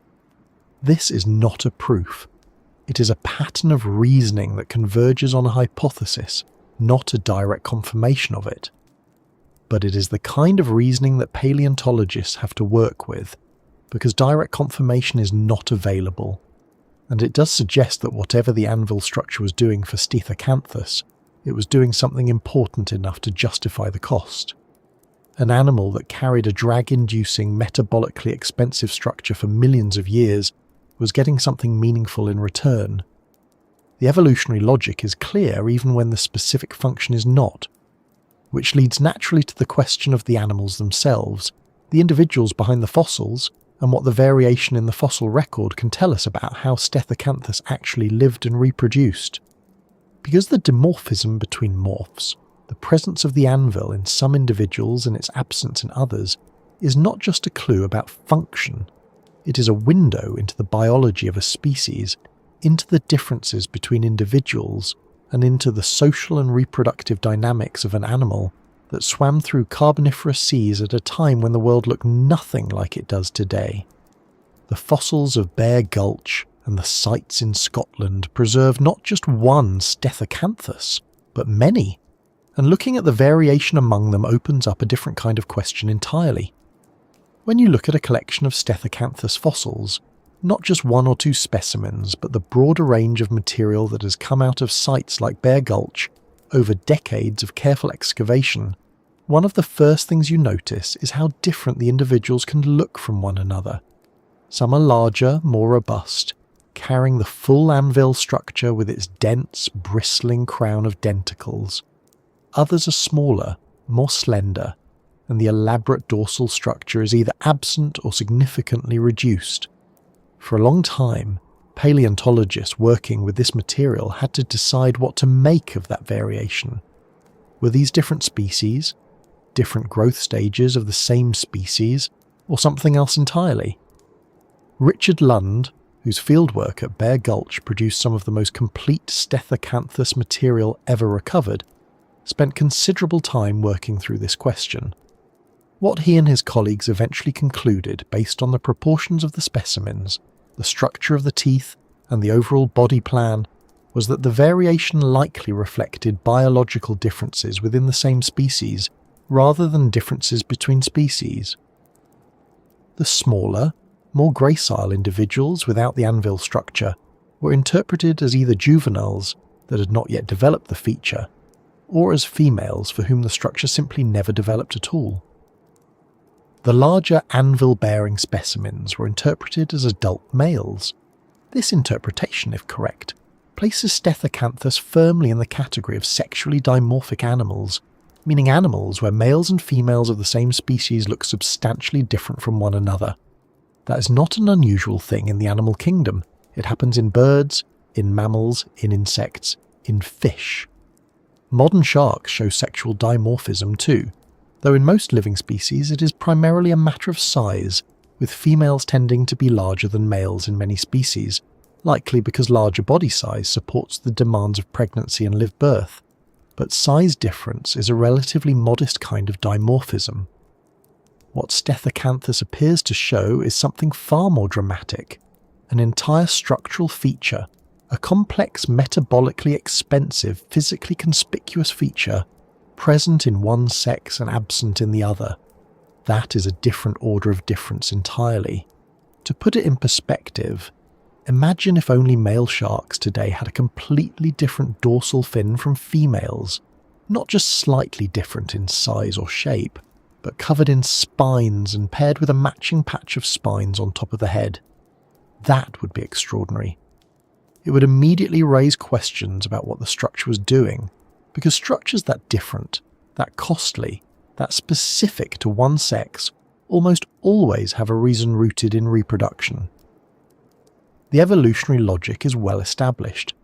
When a feature appears in one sex only, and when that feature is expensive to produce and maintain, the most likely explanation is that it plays a role in a mate attraction, mate competition, or reproductive signalling of some kind. That is the pattern that sexual selection produces, and it is the pattern that the Stethacanthus fossil record appears to reflect. What makes this interpretation particularly compelling is that Stethacanthus did not exist in isolation. It was part of a broader group, the Cimeriids, and other members of that group show similar patterns. Falcatus falcatus is perhaps the most striking example. Falcatus was a small shark, roughly 15 centimeters long at most, found in the same Bear Gulch deposits that produce so many Stethacanthus specimens. Like Stethacanthus, it was a Cimeriid, and like Stethacanthus, it showed a remarkable dorsal structure in what appear to be adult males. A long, forward-curving spine that arched over the head like a hook or a crest. Females and juveniles, as best as the fossil record can determine, lacked this structure entirely. But the most remarkable thing about Falcatus is not the spine itself. It is a single fossil specimen, recovered from Bear Gulch, that shows two individuals together. One is a male, identifiable by the presence of the forward-curving dorsal spine. The other is a female, and the position of the two animals in the fossil suggests something very specific. The female's mouth appears to be positioned near the male's spine. Lund, who described this specimen, interpreted it as a snapshot of courtship or mating behaviour, with the male's spine serving as a kind of display or gripping structure during the interaction. It is, by any measure, one of the most remarkable behavioural fossils ever found. Not because it is dramatic, but because it is quiet and specific. Two small sharks, frozen in stone for 318 million years, caught in what appears to be a moment of reproductive behaviour. That specimen does not prove anything about Stethacanthus directly. Falcatus is a different animal with a different structure, and you cannot simply transfer the interpretation from one species to another. But what it does is something subtler and in some ways more useful. It establishes a pattern. It shows that within the Simiroid group, elaborate male-only dorsal structures were not random or isolated. They were a recurring feature, appearing in multiple species within the same evolutionary lineage, and in at least one case there is direct fossil evidence linking that structure to reproductive behaviour. That is a meaningful signal. When the same pattern appears repeatedly across related species, it suggests a shared evolutionary tendency, a predisposition within the group toward this kind of structural elaboration in males. Stethacanthus, seen in this light, is not a bizarre outlier. It is a more extreme expression of something that the Simiroids were already doing. The group seems to have had a tendency, over millions of years, to evolve elaborate male dorsal structures that served some role in reproduction. Falcatus had its forward-curving spine, Stethacanthus had its anvil, Damocles serratus, another Simiroid, had a long whip-like dorsal spine. These are different structures, but they share a family resemblance, a pattern of elaboration in the same anatomical region, in what appear to be the same sex. That kind of consistency across a lineage is hard to explain without invoking sexual selection as a significant driver. It is worth pausing here to think about what sexual selection actually does and why it produces such strange and apparently impractical things. The classic example is the peacock's tail. A peacock's tail is enormous, heavy, colourful, and makes the bird significantly more vulnerable to predators. It is, by any straightforward measure of survival efficiency, a terrible idea. And yet it evolved, and it persists, because peahens prefer males with larger and more elaborate tails. The preference itself drives the elaboration. Females choose males with the most impressive displays. Those males reproduce more successfully, and over generations the tail gets longer and more elaborate, not because it helps the peacock survive, but because it helps him attract mates. The cost is real, but the reproductive benefit outweighs it. The same logic applies to deer antlers, to the elaborate plumage of birds of paradise, to the bright coloration of male mandrills, to the horns of beetles that are so large the beetles can barely walk. In each case, the structure is costly, conspicuous, and present primarily or exclusively in males, and in each case, the explanation lies in the dynamics of mate choice and male competition. Sexual selection is a powerful force, and it produces things that look almost like evolutionary jokes, structures so extreme and impractical that they seem to defy the logic of survival until you understand the reproductive logic underneath them. Whether Stethacanthus fits this pattern is still a matter of interpretation rather than certainty. But the evidence points in that direction with more consistency than it points anywhere else. The apparent restriction of the Anvil structure to adult males, the metabolic cost of the structure, the presence of similar male-only structures in related species, and the direct behavioural fossil evidence from Falcatus all converge on the same general explanation. Sexual selection, or at minimum some form of reproductive signalling, is the most parsimonious hypothesis available. It does not answer every question, and it does not tell us exactly how the structure was used or perceived, but it provides a framework that fits the available evidence better than the alternatives. One of the things that makes this dimorphism evidence interesting, from a broader biological perspective, is what it implies about the social and reproductive behaviour of Stethacanthus. Animals with strong sexual dimorphism, particularly where males carry elaborate display structures, tend to have specific kinds of mating systems. They often have some degree of mate choice, usually exercised by females. They often have some form of male competition, where males display to or compete with each other for access to females. and they often have some degree of social interaction during the breeding season, where individuals come into proximity with each other and assess one another's displays. None of this is directly visible in the fossil record, of course, but the dimorphism itself is a kind of indirect evidence that these dynamics existed. The structure implies the behaviour, even when the behaviour cannot be observed directly. This connects back to the ecology of Bear Gulch in an interesting way. The shallow, semi-enclosed lagoon environment that the Bear Gulch deposits represent may have been a place where Stethacanthus gathered in relatively high densities, at least seasonally. The sheer number of specimens recovered from the site, representing multiple individuals of different sizes and apparent sexes, suggests that this was not a place where solitary animals occasionally wandered in. It looks more like a place where a population of animals was living, feeding, and possibly reproducing. If Stethacanthus used the lagoon as a breeding or nursery ground, then the social dynamics implied by the dimorphism, the displays, the assessments, the interactions between males and females would have played out in exactly this kind of environment. Shallow, warm, relatively calm water, with enough visibility or proximity for visual signals to matter. It is a picture that is built almost entirely from inference rather than direct evidence, and it is important to hold it lightly for that reason. But inference from physical evidence is not guesswork. It is the standard method of paleontology, and when the inferences from multiple independent lines of evidence all point in the same direction, they carry real weight. The dimorphism points towards sexual selection. The ecology points towards social aggregation. The related species point toward a lineage-wide tendency for male elaboration. None of these individually proves anything, but together they build a picture that has more coherence than any alternative. There is also something quietly remarkable about the juvenile question. If the smaller, anvil-less specimens include not just females but also young males who had not yet developed the structure, then Stethacanthus was an animal where the anvil emerged at some point during development, presumably as the animal approached sexual maturity. That kind of developmental timing is itself informative.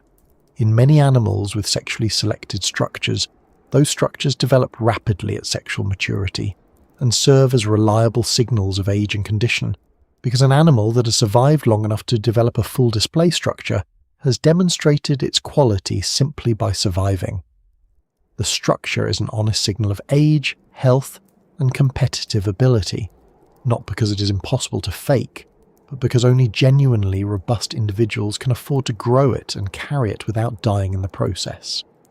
If Stethacanthus worked the same way, then a fully developed anvil would have been a signal of exactly those things: maturity, health, and the ability to sustain a costly structure through the demands of daily life in a carboniferous sea.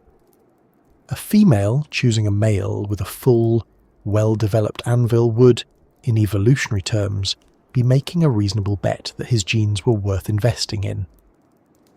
That logic is speculative, but it is not unreasonable.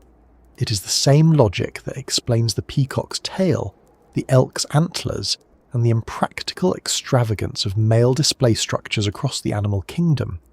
What the dimorphism evidence ultimately gives us is not a complete answer, but a more complete animal.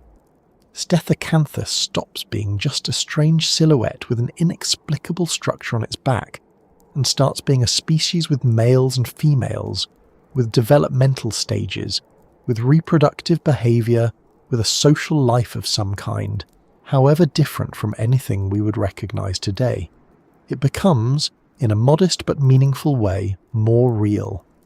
And that shift in perception, from a curiosity to a living thing, is part of what makes the fossil record so valuable, not just as a source of facts about the past, but as a way of recovering the actual texture of life in worlds we will never otherwise see. The dimorphism also raises a question that the next layer of evidence is particularly well suited to address. If the anvil structure was so specifically built, so carefully constructed with its dense array of denticles, so obviously costly and deliberate, then what exactly were those denticles like up close? What did they feel like, structurally speaking? What does the physical detail of the surface tell us about what the structure was actually doing? Because the denticles are not just decoration, they are the most specific and informative part of the whole structure, and looking at them carefully opens up a different kind of understanding of this animal, one rooted not in behaviour or ecology, but in the precise physical reality of what Stethacanthus was carrying on its back. So let us look at the denticles. Dermal denticles are one of the defining features of sharks, and they have been from very early in the lineage's history. They are not scales in the way fish scales are scales. They are, structurally and developmentally, much closer to teeth. They have the same basic architecture, a pulp cavity at the core, a layer of dentine surrounding it, and an outer coating of a hard enamel-like material called vitrodentine. They grow from the skin in the same way teeth grow from the jaw, and in fact the leading hypothesis for the evolutionary origin of teeth in vertebrates is that they descended from ancestral dermal denticles that migrated inward along the edges of the mouth over deep evolutionary time. So when you look at a shark's skin and feel that rough, sandpaper texture, you are feeling something that is genuinely tooth-like at a microscopic level. Every point of roughness is a tiny mineralized structure with its own internal architecture, its own growth history, its own biological cost. On most sharks, dermal denticles are shaped to reduce drag. They are small, streamlined and oriented so that water flows over them efficiently. There has been a fair amount of engineering research into shark skin denticles specifically because of this, and the shapes involved are genuinely sophisticated.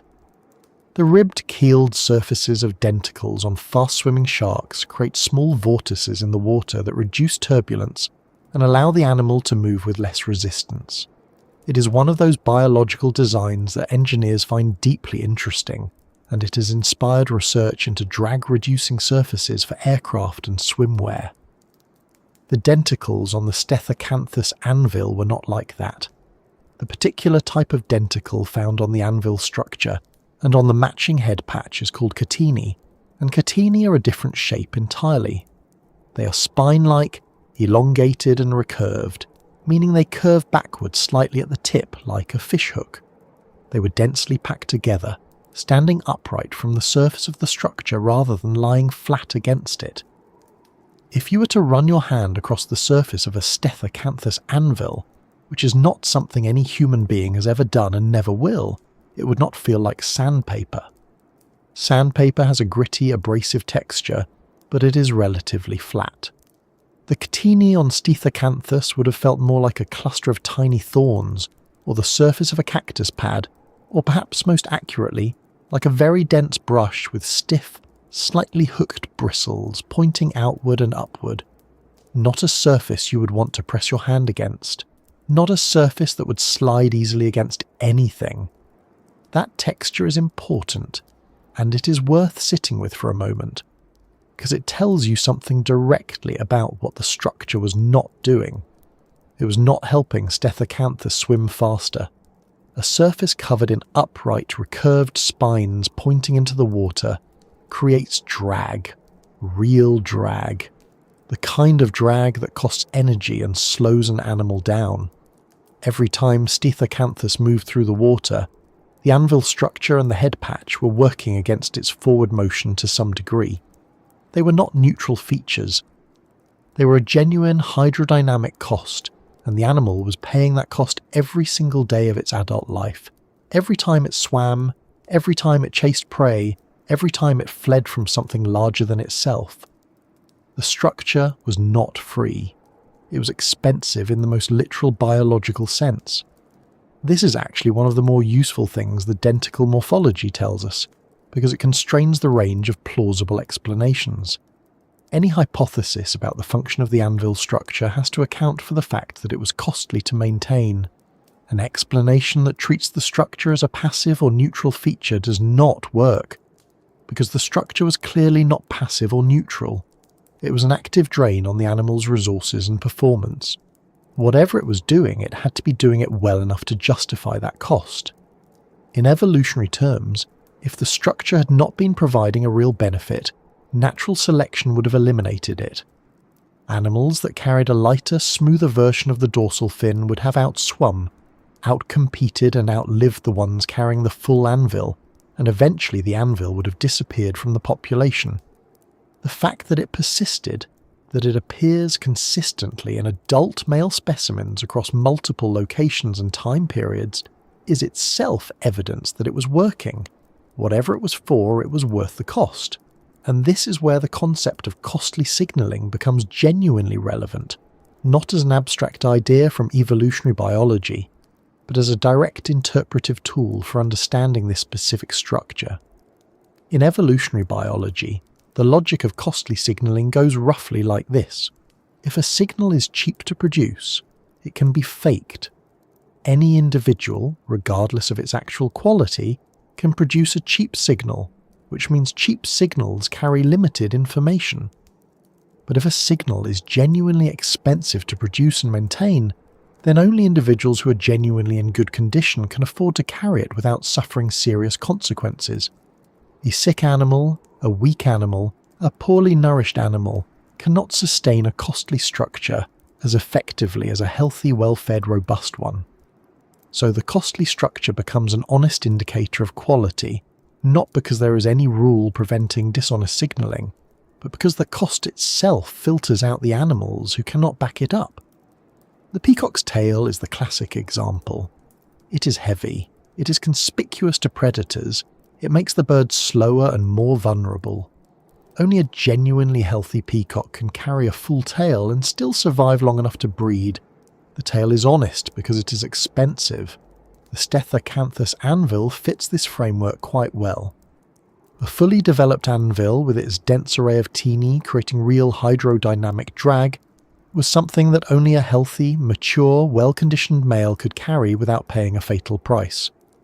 A male Stethacanthus with a large, well-formed anvil was advertising in a very direct physical way that it had survived long enough to grow the structure, that it was healthy enough to sustain the drag penalty, and that it was robust enough to remain competitive despite carrying extra weight and resistance through the water. A female assessing potential mates, in whatever way a carboniferous shark assessed such things, would have had access to real information through the structure. Not information she was consciously processing, of course, but information that evolution had shaped her responses to attend to over many generations. There is also the texture of the head patch to consider, because the tini on the head were essentially the same as those on the anvil, and they were positioned to form a visual and tactile mirror image of the anvil surface when viewed from certain angles. The pairing of the two patches, one on the fin and one on the top of the head, is one of the more striking aspects of the whole arrangement. Some researchers have noted that when viewed from the front or from below, the two patches together could have created an impression somewhat resembling a large, open, tooth-lined mouth. Whether this was the primary function or a secondary effect is impossible to say with certainty, but the geometry is real. The paired surfaces, both covered in outward-pointing spines, positioned above and below the animal's profile, do create a visual pattern that is not obviously like any other part of the shark's body. If the mimicry hypothesis has any merit, the catennae would have been part of what made it work. A smooth patch would not look much like teeth. A patch covered in densely packed recurved spines pointing outward might, in the right light and at the right distance, create an impression of something toothy and threatening.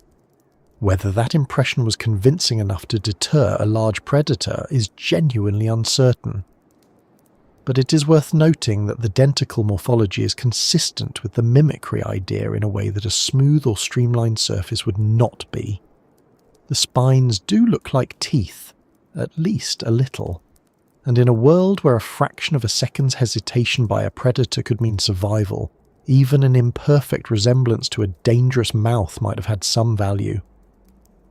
What is harder to evaluate is the clasping hypothesis, the idea that the rough dentical surface helped males grip females during mating. This idea has been proposed, and it is not entirely without logic.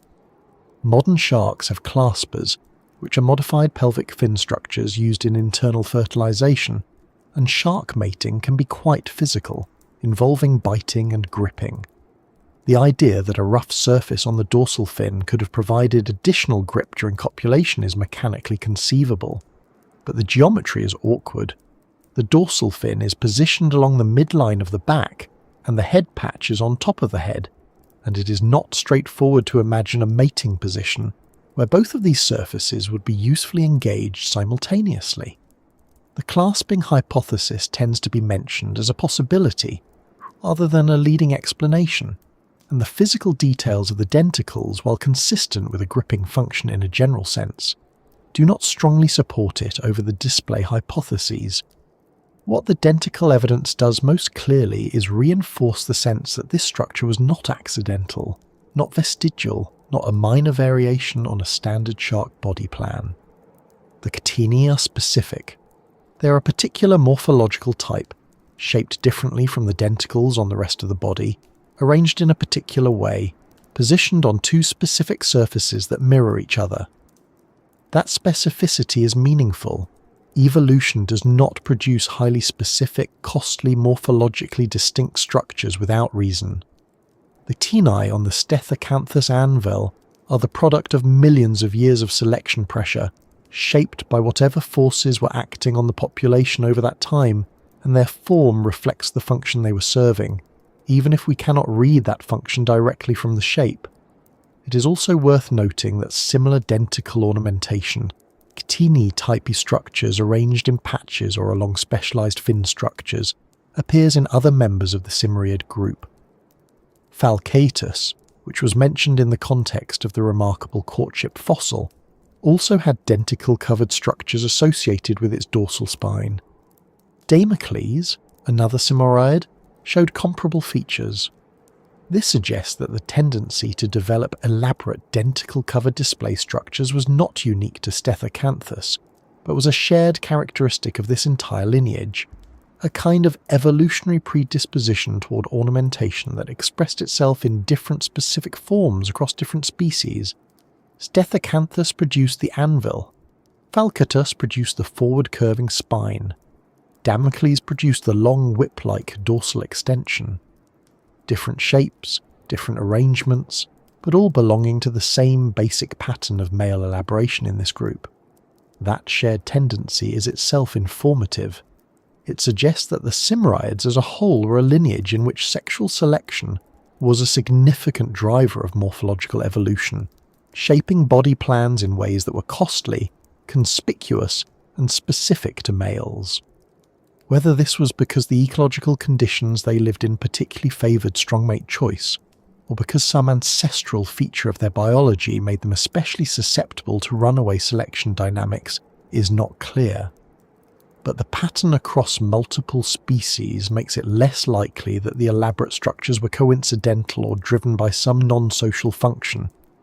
When you see the same basic phenomenon, male-specific costly ornamentation, appearing repeatedly in related species in slightly different forms, the most parsimonious explanation is that it was doing the same basic thing across all of them. There is something almost satisfying about the denticles in a quiet way. They are small. Individually, each one is tiny, a fraction of a millimetre, a microscopic spine of mineralized tissue. But together, packed densely across the flat surface of the anvil and the matching patch on the head, they created something that was genuinely strange and genuinely specific.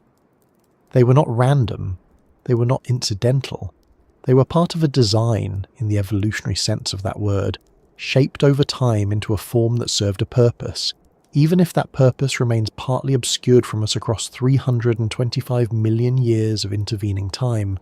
The more carefully you look at the denticles, the more deliberate the whole structure seems, and that sense of deliberateness, of something built to a specific end, makes the mystery feel more pointed rather than less. Because if the structure was this specific, this carefully constructed, this consistently maintained across a lineage and across geological time, then whatever it was doing it with precision. The answer to what the anvil was for is not hiding in vagueness. It is hiding in specificity. It is somewhere in the details of how these animals lived, how they interacted, what they saw and responded to in the warm, murky shallows of the Carboniferous Sea. And to get closer to that answer, It helps to step back from the structure itself and look at the world it was moving through, because the environment Stethacanthus inhabited was as strange and specific as the animal itself, and understanding one requires understanding the other. So let's step back then, and into the water itself. The Carboniferous world, when you try to picture it honestly, does not look much like anything alive today. The continents were arranged differently, pulled into configurations that would be unrecognisable on any modern map. Much of what is now North America and Europe was sitting close to the equator, covered not by deep open ocean, but by vast, warm, shallow seas that spread inland across the low-lying continental shelves. These were epicontinental seas, sometimes called Epiric seas, and they were genuinely enormous. In North America alone, a shallow seaway extended across much of the interior of the continent during parts of the Carboniferous, with water depth often measured in tens of meters rather than hundreds. Warm, sunlit, rich in nutrients carried down from the surrounding land, not the coral reef environment as we picture it today, because the reef-building corals we are familiar with had not yet evolved, but something dense and complex in its own way, built around crinoid meadows and brachiopod beds, and the quiet, slow architecture of organisms that no longer exist in those forms. Sea levels during the Carboniferous were generally high, though they fluctuated considerably across the period as glaciation events in the southern hemisphere waxed and waned. The late Carboniferous in particular saw cycles of glacial advance and retreat that drove repeated transgressions and regressions of these shallow seas, flooding and then exposing continental margins in pulses over millions of years. During the high water phases, the shallow epicontinental seas were at their widest, and it was in exactly these environments, warm, shallow, semi-enclosed, with limited circulation compared to open ocean, that Stethacanthus and its relatives appear to have been most at home. The atmosphere was different too, in ways that may have had indirect effects on marine life. Oxygen levels in the Carboniferous atmosphere are estimated to have been significantly higher than today, reaching perhaps 35% compared to the roughly 21% we breathe now. This is most famous for its effects on land, where it allowed insects to grow to extraordinary sizes, the dragonfly-like Meganeura with a wingspan approaching 70 centimetres being the most cited example. But higher atmospheric oxygen also affects the ocean in more subtle ways, influencing how gases dissolved into surface water, how decomposition occurred in sediment layers, and potentially how the biology of marine organisms was calibrated. The exact effects on Carboniferous marine life are still being worked out, and it would be an overstatement to draw a direct line from atmospheric oxygen to the shape of a shark's dorsal fin. But it is worth holding in mind that this was a world with different baseline conditions, not just geologically, but chemically, and that the animals living in it were adapted to those conditions in ways we may not fully appreciate. Within those warm, shallow seas, Stethacanthus was not a solitary wanderer in empty water. It shared its world with a substantial community of other organisms, and its ecological position within that community shaped everything about how it lived, what pressures it faced, and almost certainly what the Anvil structure on its back was doing. The predators were real. Larger sharks were present in Carboniferous seas, including forms considerably bigger than Stethacanthus. Some of the larger Simeriids and other Carboniferous shark lineages reached lengths that would have made a 1-metre Stethacanthus a plausible prey item. Early ray-finned fish were diversifying rapidly during this period, and while most were small, some reached substantial sizes. Cephalopods, the ancestors of modern squid and octopus, were present and included forms capable of active predation. The Carboniferous ocean was not a peaceful place, and Stethacanthus, at its size range of roughly 0.5 metre to perhaps 2 metres depending on species, was somewhere in the middle of the food web rather than at the top of it. Its teeth tell us something about what it was eating. The teeth of Stethacanthus are relatively small and multicusped, with a central main cusp flanked by smaller lateral cusplets. This is a tooth morphology associated with catching small, soft prey, small fish, soft-bodied invertebrates, perhaps the small cephalopods and crustaceans that would have been abundant in the shallow Carboniferous seas. It was not equipped to take large prey. It was not a pursuit predator of big animals. It was, in the ecological sense, a mid-level consumer, feeding on things smaller than itself while simultaneously being a potential meal for things larger than itself. This is a very common ecological position for animals to occupy, and it comes with a particular set of pressures: the need to find food efficiently, the need to avoid being eaten, and, when the season or the biology demanded it, the need to find a mate. The Bear Gulch limestone, which has given us so many of the best Stethacanthus specimens, preserves what appears to have been a shallow tropical lagoon environment, semi-enclosed and relatively calm. The exceptional preservation at Bear Gulch, the soft tissues, the muscle impressions, the occasional gut contents, is itself a clue about the environment.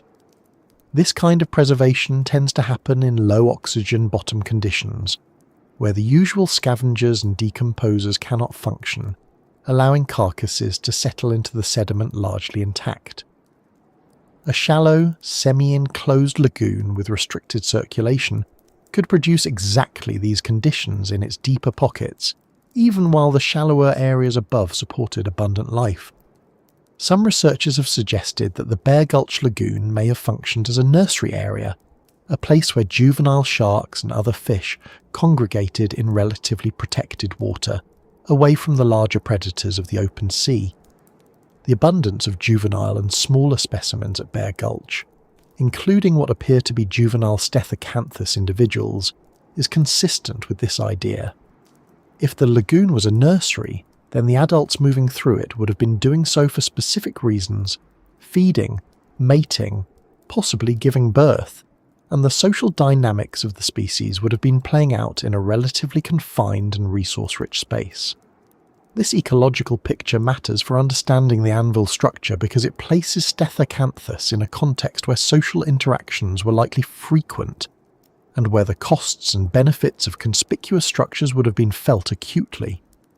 In a confined, semi-enclosed environment with multiple individuals of the same species present, visual signals, or whatever sensory signals the denticle patches were producing, would have had clear targets. Other Stethacanthus individuals would have been nearby.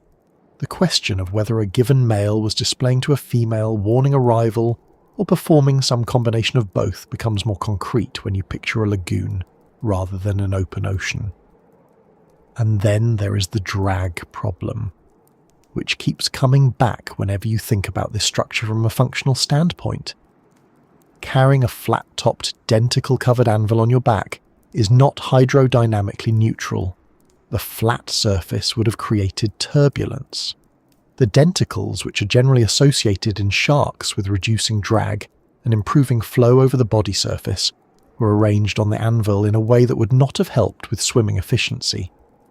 The catini on the anvil were oriented differently from the body denticles, and the flat, broad surface of the structure itself would have disrupted the smooth flow of water over the dorsal surface of the animal. Every time Stethacanthus swam, the anvil was costing it something in terms of energy. This is not a trivial point. In an environment where finding food and avoiding predators required sustained swimming efficiency, carrying a structure that created drag was a genuine biological cost. And biological costs of this kind, what evolutionary biologists sometimes call costly signals, tend to persist only when they are providing a compensating benefit. The logic, which goes back to work by Amotz Zahavi in the 1970s and has been refined considerably since, is that a signal which is genuinely costly to produce and maintain is also genuinely honest. An animal that can carry a large drag-inducing structure and still swim well, still find food, still evade predators, is demonstrating something real about its quality. It cannot fake the signal because the cost is built into the physics. Only a healthy, well-nourished, genuinely capable individual can afford to carry the handicap and survive. If this logic applies to Stethacanthus, and there is no particular reason it should not, then the anvil was doing exactly what the peacock's tail does, or what the elaborate horns of a male beetle do, or what the bright colours of a healthy male fish do in a clear stream. It was honest advertising, paid for in drag and metabolic cost, broadcasting something about the quality of the individual carrying it. A large, well-formed anvil with densely packed, well-developed tenii would have indicated a healthy, well-fed, capable male. A smaller or poorly developed structure would have indicated the opposite. Females, if they were exercising any choice at all, would have had a reliable signal to assess. This is speculative, to be clear. We cannot observe Stethacanthus behaviour. We cannot run the behavioural experiments that would confirm or refute mate choice hypotheses. What we can say is that the costly signal logic is consistent with the available evidence, consistent with the sexual dimorphism, consistent with the dentical morphology, and consistent with the broader pattern of male elaboration seen across the Simride group. It is not proven, but it is the framework that makes the most sense of the most evidence, and in paleontology, that is often the best position available. There is also the predator question, which pulls in a slightly different direction. If Stethacanthus was a mid-level predator in an environment with larger sharks and other predators, then anything that reduced predation pressure would have had survival value. The mimicry hypothesis, the idea that the paired denticle patches on the fin and head resembled an open mouth when viewed from below or in front, does not require the mimicry to be perfect. It only requires that it introduced enough ambiguity, enough hesitation, in a predator's attack response to give Stethacanthus a fraction of a second's advantage. In shallow, murky Carboniferous water, with light filtering down from above and silhouettes being the primary visual information available, even a rough approximation of a large toothed mouth might have been enough to cause a larger shark to redirect its attention elsewhere. The two hypotheses, sexual display and predator deterrence, are not mutually exclusive. Structures that evolve for one function often acquire secondary functions or serve multiple functions simultaneously. It is entirely possible that the anvil began as a predator deterrent or some other functional structure and was subsequently co-opted by sexual selection into a display structure, or that both functions operated in parallel from early in the structure's evolution. Biology rarely produces single-purpose solutions, and the history of life is full of structures that are doing more than one thing at once. What is clear, when you look at the ecology of Stethacanthus as a whole, is that the animal was operating in a world that made demands on it from multiple directions simultaneously. It needed to eat. It needed to avoid being eaten. It needed to reproduce. And it was doing all of this in warm, shallow, semi-enclosed seas that were rich in life and full of both opportunity and risk. The anvil structure was not growing in a vacuum. It was growing on an animal that was navigating a specific, complex, demanding environment, and it was shaped by the pressures of that environment over millions of years. The fact that Stethacanthus persisted for a geologically significant period of time, appearing in the fossil record across multiple continents and across a substantial span of the Carboniferous, suggests that whatever the anvil was doing, it was not preventing the animal from surviving and reproducing. The structure was costly, yes.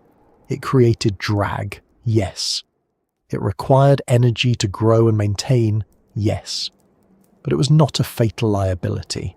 Stethacanthus thrived, in the sense that the fossil record preserves it abundantly enough that we have multiple specimens from multiple sites across multiple millions of years. Whatever bargain the anvil represented, it was a bargain that worked, at least for a while, in the warm, shallow seas of the Carboniferous world. And that is what makes the ecology so important for understanding the structure. You cannot separate the anvil from the water it moved through, from the predators that shared that water, from the other Stethacanthus individuals that the males were signalling to or competing with, from the specific conditions of temperature and depth and light that shaped what was visible and what was useful. The anvil is not an abstract puzzle, it is a biological solution to a biological problem, or possibly to several biological problems at once, embedded in a specific time and place that no longer exists. To understand it, you have to try to understand that world, even though the world itself is available to us only in fragments, in limestone and shale, in the compressed shadows of animals that swam through it 300 million years ago. And it turns out that Stethacanthus was far from alone in experimenting with elaborate, costly, conspicuous structures during this period. The Carboniferous seas were, in a sense, full of sharks trying unusual things, pushing body plans in directions that would leave no modern descendants, exploring evolutionary possibilities that have since been entirely closed off. To understand why Stethacanthus had the anvil, it helps to look at its neighbours, the other strange sharks that shared its world, because their stories illuminate something important about what was happening in shark evolution during this remarkable period, and why so many of these extraordinary forms eventually disappeared. Falcatus is probably the best place to start, because it is the closest relative, the most similar in scale, and in some ways the most poignant of the group. It was a small animal, only about 15 centimetres long when fully grown, which puts it roughly in the size range of a large goldfish. It lived in the same Bear Gulch lagoon as Stethacanthus, in the same warm, shallow, semi-enclosed waters of the Carboniferous, and it belonged to the same broader group, the Cimmeraids. But where Stethacanthus carried its elaborate structure on a relatively large body, Falcatus was tiny, and its structure was in some ways even more dramatic by proportion. Adult males had a long curved dorsal spine that swept forward over the head, hooking toward the snout in a shape that looks almost ornamental, almost architectural. It is the kind of structure that, if you saw it on a living animal today, you would assume was for display before you considered any other explanation.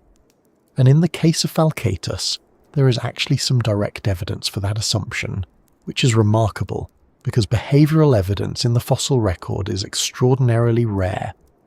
Richard Lund, working at Bear Gulch over his many field seasons there, recovered a specimen that showed two Falcatus individuals preserved together, a male and a female, in a position that strongly suggested courtship or mating behaviour. The male's forward curving spine appeared to be positioned near the female's mouth, in a way that was consistent with the female grasping or interacting with the spine during courtship. This is not a certainty. Fossils preserve positions, not intentions, and two animals can end up preserved together for many reasons. But the specific positioning, combined with the sexual dimorphism of the species, combined with the elaborate nature of the male's spine, made the courtship interpretation compelling enough that it has been widely discussed in the paleontological literature as one of the most remarkable behavioural fossils ever found. What it suggests, if the interpretation is correct, is that among the Cimmeraids, elaborate male structures were not just passively displayed, but were actively incorporated into courtship interactions. The female was not just looking at the spine from a distance, she may have been engaging with it directly. This is the kind of detail that changes how you imagine these animals. It moves them from abstract fossil curiosities into something that feels genuinely biological, genuinely behavioural, genuinely alive in some reconstructed sense. And it makes the question of Stethacanthus's anvil feel more urgent. Because if a related animal 15 centimetres long had a spine that was used in direct courtship contact, then the paired denticle patches of Stethacanthus, rough and bristling and positioned on both the fin and the head, begin to look less like a passive display and more like something that may have had a tactile function as well. Damocles serratus is another Cimmeraiid worth pausing on, though it is less well known than either Stethacanthus or Falcatus. It had a long, whip-like dorsal spine serrated along its length that projected upward and backward from the body. The spine was elongated to a degree that seems almost impractical, and like the structures in its relatives, it appears to have been more developed in some individuals than others. The exact function of the Damocles spine is no better understood than the Stethacanthus anvil, but its existence adds another data point to the pattern. In the Cimmeraids as a group, there was clearly a strong evolutionary tendency toward producing elaborate dorsal structures in males, structures that were costly, conspicuous, and varied in form across species.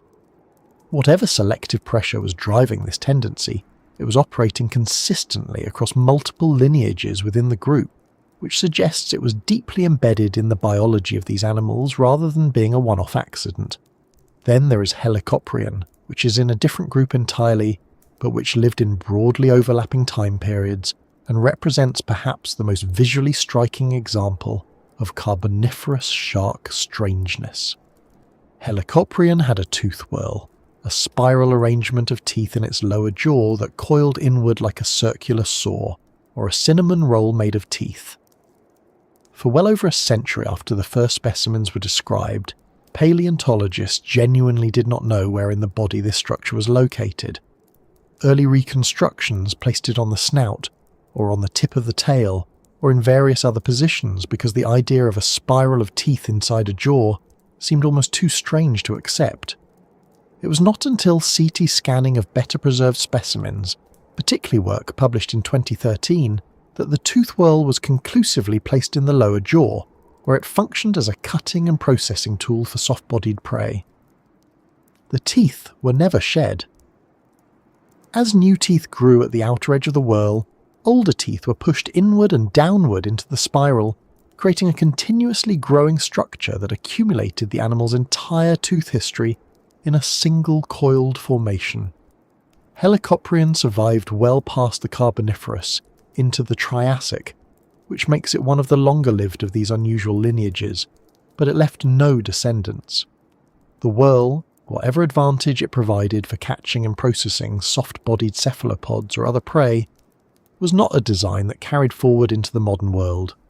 It was a solution that worked for a specific ecological context, and when that context changed, the lineage ended. Adestus is stranger still, in a way that is harder to visualize. It had teeth that grew in a single row in both the upper and lower jaws, but unlike normal shark teeth, they were never shed. They simply kept growing, with new teeth pushing the older ones forward and upward, so that the jaw eventually resembled a pair of curved, serrated blades projecting outward from the mouth. Some reconstructions have compared the jaw to an enormous pair of scissors. The animal would have bitten prey with a slicing, shearing motion, using the projecting tooth blades in a way that no living shark does. How it actually hunted, what it targeted, how effective the jaw was in practice, are all questions that remain open. What is clear is that the jaw was not a transitional or accidental structure. It was a highly specialized, fully developed feeding apparatus, refined over evolutionary time, that worked well enough to persist for millions of years before eventually disappearing from the record entirely. Bandringa is a different kind of strange. It was a long-snouted shark, with a rostrum extending well forward of the mouth in a shape that has been compared to a sawfish or a paddlefish, though it was not closely related to either. What makes Bandringa particularly interesting is evidence suggesting that it may have migrated between freshwater and marine environments to spawn, similar to what salmon do today. Specimens interpreted as adults have been found in marine deposits, while specimens interpreted as juveniles have been found in what appear to be freshwater or brackish environments. If this interpretation is correct, Bandringa was navigating a physiological challenge that most sharks today do not face: the challenge of moving between salt and fresh water, which requires significant adjustments in how the body regulates its internal chemistry. The fact that it may have done this routinely, as part of its reproductive cycle, suggests a level of physiological flexibility that is easy to underestimate in an animal this old. What all of these animals share beyond their strangeness is the fact that they existed. They were not hypothetical. They were not evolutionary sketches that never quite worked. They swam in real water, ate real prey, reproduced, and persisted across real spans of geological time. Helicoprion survived for something like 45 million years. Stethacanthus appears in the fossil record across a span of tens of millions of years and across multiple continents. These were not brief experiments that flickered out quickly. They were successful animals by any reasonable measure. Animals that found ways to make their unusual designs work in the environments they inhabited. The concept that helps make sense of this pattern is what biologists and paleontologists sometimes call an adaptive radiation. When ecological space opens up, either because a new environment becomes available or because a mass extinction has cleared out competitors, evolution tends to explore that space broadly and rapidly, in geological terms. Many different body plans appear. Many different ecological strategies are tried. Most of them eventually fail, either because they are genuinely inferior solutions or because the environment changes in ways they cannot accommodate. But during the radiation itself, the diversity can be extraordinary, and the forms that appear can look, from a modern perspective, almost experimental, almost like evolution is trying things without yet knowing which ones will work in the long run. The Carboniferous was something like this for sharks. The ecological space of the Carboniferous Ocean, particularly the warm, shallow epicontinental seas that covered much of what is now North America and Europe, was rich and varied, and in some ways newly accessible. The lineages that would eventually produce modern sharks had not yet consolidated their dominance. There was room, in both the physical and ecological sense, for many different approaches to being a shark, and so evolution tried many approaches simultaneously. It tried the forward-curving spine of Falcutus. It tried the tooth whirl of Helicoprion. It tried the scissor jaw of Edestus. It tried the long rostrum of Bandringa. And it tried the anvil of Stethacanthus. Most of these experiments ended. The Simoriids are gone. Helicoprion is gone. Edestus is gone. The modern sharks that fill today's oceans, the great whites, the hammerheads, the nurse sharks, the whale sharks, descended from different lineages that were less spectacular in some ways, but more durable, better suited to surviving the environmental changes that would come at the end of the Paleozoic. The experiments of the Carboniferous did not fail in the short term. They failed in the long term, when the world changed in ways that their specialised designs could not accommodate. This is worth sitting with for a moment, because it changes how we think about evolutionary success. We tend to assume that if something survived for a long time, it must have been well designed, and if it went extinct, it must have been poorly designed. But Stethacanthus survived for a very long time. The Simoriids as a group were present for tens of millions of years. They were not failures by the standards of the Carboniferous world. They were successful animals that happened to be specialised for a world that eventually stopped existing. The anvil worked. It worked well enough for long enough in the environment it was built for that it persisted and spread and appears in the fossil record across multiple continents. The fact that it is gone now does not mean it was a mistake. It means the world changed. And that is perhaps the most important thing that Stethacanthus and its strange neighbours tell us about the history of life. Evolution does not produce timeless universal solutions. It produces solutions to specific problems in specific environments at specific moments in time. Some of those solutions happen to be flexible enough to survive when the environment changes. Others are too tightly fitted to a particular set of conditions to adapt when those conditions shift. The anvil of Stethacanthus was a solution to the Carboniferous Ocean. It was shaped by the light levels, the predator community, the social dynamics, the water temperature, the specific ecology of shallow semi-enclosed seas that were warm and rich and full of other strange animals. When that ocean began to change, when the seas began to shrink and cool as the Carboniferous gave way to the Permian, the solution that the anvil represented became less and less useful, and the lineage that carried it began to fade. There is something quietly moving about that, if you let yourself think about it for a moment. Not dramatic, not tragic in any loud sense, just the slow, patient process of a world changing around animals that were perfectly fitted to the world as it had been. The anvil was not wrong. It was just built for somewhere that was disappearing. It is also worth noting that Stethacanthus was not the only strange shark in its own ecosystem. At Bear Gulch alone, the fossil fauna includes over 130 species of fish, and among them are multiple Simoriid species, multiple other unusual shark forms, and a wide range of other vertebrates and invertebrates that together paint a picture of an ecosystem far more complex and varied than a simple list of species can convey. Stethacanthus was navigating a world full of other unusual animals, some of which were its prey, some of which were its predators, and some of which were its competitors or potential mates.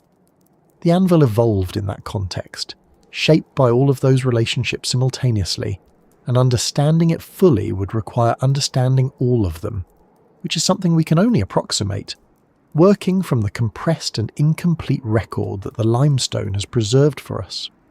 What the Carboniferous sharks as a group demonstrate taken together is that the history of sharks is not a simple story of one successful design persisting unchanged through time.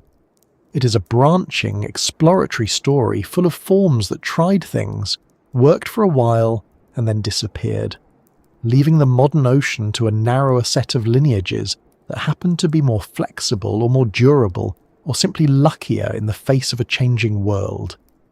Stethacanthus was part of that broader story, one experiment among many, distinguished by the particular strangeness of its anvil, by the paired denticle patches that have no equivalent in any living animal, by the mystery that has followed it from its first fragmentary description in 1875 to the present day.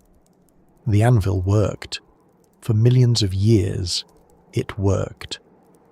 And then the world that needed it began to change, and what happened next to Stethacanthus and its relatives is a story written in the slow language of geological time, in the shrinking of shallow seas and the cooling of ancient water, in the gradual disappearance of a lineage that left no descendants and no living echo of any kind.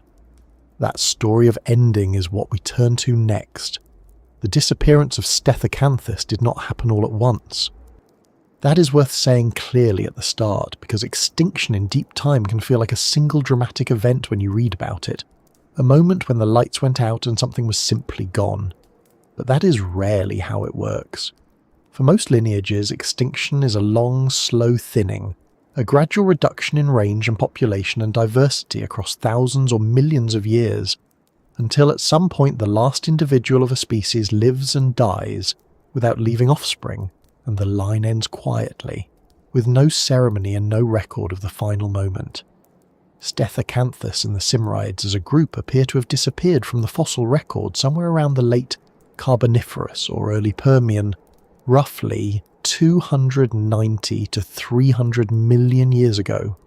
The exact timing is difficult to pin down with precision, partly because the fossil record for this period is uneven, and partly because absence in the fossil record does not always mean true biological absence.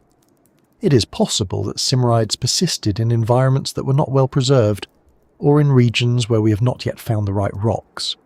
But based on what we currently have, the picture is of a group that was diverse and widespread through the Middle and Late Carboniferous and then simply stops appearing. The anvil disappears from the record. The matched denticle patches, the strange silhouette, the whole body plan that had no equivalent before or since, all of it stops being recorded in stone, and the world moves on without it. To understand why, it helps to look at what was happening to the world during this period, because the late Carboniferous and early Permian were not a stable time. The end of the Carboniferous was not a mass extinction in the way that the end Permian would be, roughly 50 million years later, when something like 90 to 96% of all marine species disappeared in what remains the most severe biological crisis in the history of complex life. The end Carboniferous was quieter than that. But quieter does not mean uneventful, and for animals that were tightly fitted to particular environmental conditions, even moderate changes could be enough to tip the balance from survival to decline. One of the most significant changes was glaciation. Through the late Carboniferous and into the early Permian, large ice sheets developed over the southern polar regions of Gondwana, the ancient supercontinent that included what is now Antarctica, South America, Africa, India, and Australia. This glaciation had global consequences.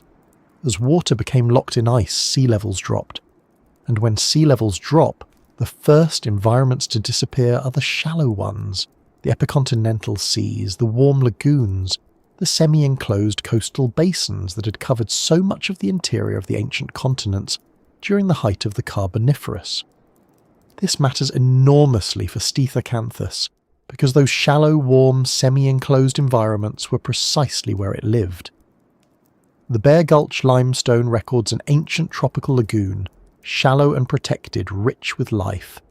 Similar environments existed across what is now North America and Europe during the Middle Carboniferous, and it was in environments like these that Simoriids were most abundant and most diverse. As the glaciation progressed and sea levels fell, those environments did not just change, they shrank. Some of them dried out entirely, others became connected to the open ocean and lost the particular conditions that had made them such productive and sheltered habitats. The ecological stage on which Stethacanthus had performed for tens of millions of years was being dismantled, slowly but steadily, by the physics of a cooling and drying world. There is a concept in conservation biology called habitat loss as the primary driver of extinction, and while the field of conservation biology did not exist in the Carboniferous, the principle applies just as well to ancient extinctions as to modern ones. When the habitat of a specialized animal disappears, the animal typically disappears with it. This is not because the animal was poorly designed or inherently fragile.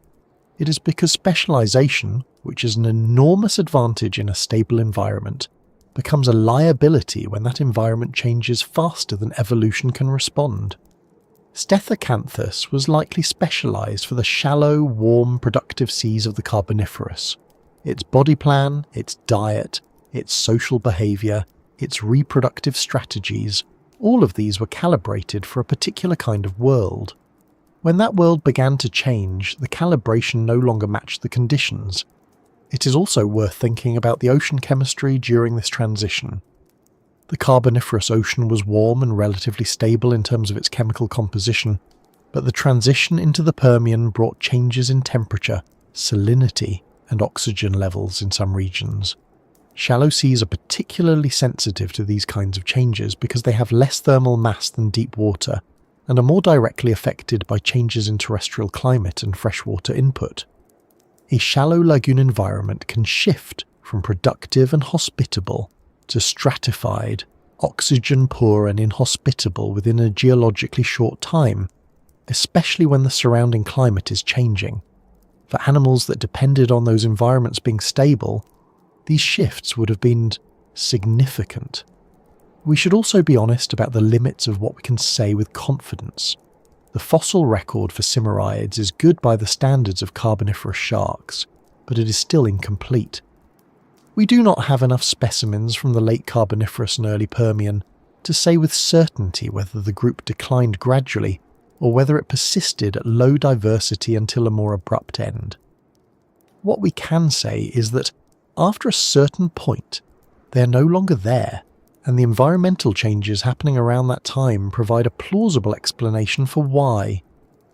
Plausible is not the same as proven, and paleontology is full of cases where the apparent cause of an extinction turns out to be more complicated than it first appeared. What makes the extinction of Stethacanthus particularly interesting, in a quiet way, is the question of what the Anvil structure meant for the lineage's survival prospects. It is tempting to look at the anvil and ask whether it contributed to the extinction. Was it a liability? Did it create too much drag, cost too much energy, attract too much predator attention in a world that was becoming less forgiving? These are interesting questions, but they are probably the wrong questions. The anvil had been present in Simoriids for tens of millions of years by the time the lineage declined. It was not a new experiment that failed quickly. It was an established feature of a successful group. If the anvil had been a serious liability, natural selection would have had an enormous amount of time to remove it or modify it. The fact that it persisted suggests it was not a net disadvantage in the environments where Simoriids lived. The more likely explanation is simply that the anvil, and the whole body plan it was part of, was well suited to the Carboniferous world, and poorly suited to the world that replaced it. This is different from saying the anvil was a mistake. It means the anvil was a solution to a specific problem in a specific context, and when the context changed, the solution became irrelevant. The shallow warm seas that had favoured the Simoriid body plan were giving way to a different kind of ocean, one that would eventually be dominated by lineages with different approaches, more generalist diets, more flexible habitat tolerances, body plans that could function across a wider range of conditions. The sharks that survived this transition and eventually gave rise to modern lineages were not necessarily better sharks in any absolute sense. They were sharks that happened to be less tightly fitted to the particular conditions of the Carboniferous, which meant they had more flexibility when those conditions changed. This is one of the recurring ironies of evolutionary history. Extreme specialization can be enormously successful for long periods, but it is also a kind of vulnerability. The more perfectly an organism is adapted to a specific environment, the more exposed it is when that environment shifts. The Simorids were exquisitely fitted to their world, and their world changed. There is something else worth noting about the end of the Simorids, which is what they left behind, or rather what they did not leave behind.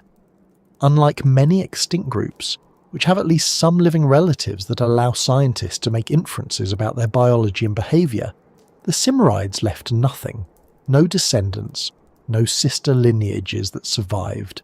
The order Simorida is entirely extinct, with no living representatives and no close relatives among modern sharks. This means that everything we know about Stethacanthus and its relatives must come entirely from the fossils themselves, from the compressed impressions in limestone, from the mineralized denticles and calcified cartilage, and occasional soft tissue outlines that the rock has chosen to preserve. This is a different kind of scientific challenge than studying, say, an extinct mammal that has living relatives whose physiology and behaviour can inform interpretations of the fossil. With Simorids, there is no living analogue. There is no modern shark that has anything resembling the Anvil structure, no animal anywhere that has paired denticle patches on a dorsal fin, and the top of its head that could serve as a reference point for understanding what those structures were doing. Everything is inference, comparison, and carefully reasoned hypothesis. The scientists who study Stethacanthus are working without a key, trying to read a text in a language that has no living speakers. This is one reason why each new Stethacanthus specimen matters so much. The Bear Gulch limestone has been productive, and the Scottish Carboniferous sites have contributed important material, but the total number of well-preserved Stethacanthus specimens is still relatively small by the standards of well-studied fossil groups. Each new individual that comes out of the rock has the potential to add detail, to confirm or challenge existing interpretations, to reveal something about the soft anatomy or the growth pattern or the ecological context that was not visible before. A single, exceptionally preserved specimen could change the conversation significantly. This has happened before in paleontology, where a single new fossil rewrites the understanding of a group that had been studied for over a century. The extinction of Stethacanthus also raises a question that is worth sitting with briefly, which is what it means for a lineage to disappear without leaving descendants. In one sense, every species that has ever gone extinct has done this because extinction by definition means the end of a line. But the Simorids feel particularly complete in their absence. They were not ancestral to anything that survived. They were not a stepping stone in the evolution of modern sharks. They were a branch that grew, flourished, and then ended, and the rest of the tree grew around the space where they had been, filling the ecological roles they had occupied with different animals using different approaches. The shallow, warm seas of the Carboniferous that Stethacanthus had navigated were eventually replaced by different marine environments, populated by different communities of fish and sharks and invertebrates. The ecological niches that Simorids had occupied did not disappear permanently. They were eventually filled by other lineages, other mid-sized sharks with different body plans and different strategies, none of which carried anything like an anvil on their backs. The solution that the anvil represented was not passed on. It was not refined or modified or incorporated into something new. It simply ended, along with the animals that carried it, and the ocean moved on and became something else. There is a particular quality to this kind of ending that is different from the dramatic extinctions we tend to focus on. There was no asteroid, no volcanic catastrophe, no sudden environmental shock that wiped out the Simorids in a geological instant. There was just a long, slow change in the world, a gradual shifting of conditions, a shrinking of the environments that had made them possible, and a corresponding gradual thinning of their presence in the record, until at some point they were simply no longer there. The Anvil structure, which had been one of the most distinctive and puzzling features in the Carboniferous Ocean, disappeared without fanfare, pressed into the rock of a few limestone formations in Montana and Scotland, and a handful of other sites, waiting for a species that would not exist for another 300 million years to come along and find it, and wonder what it was for. What the extinction of Stethacanthus leaves us with ultimately is not a lesson about failure or poor design. It leaves us with a record of something that worked, for a long time, in a world that no longer exists. The Simurids were a successful group by any reasonable measure.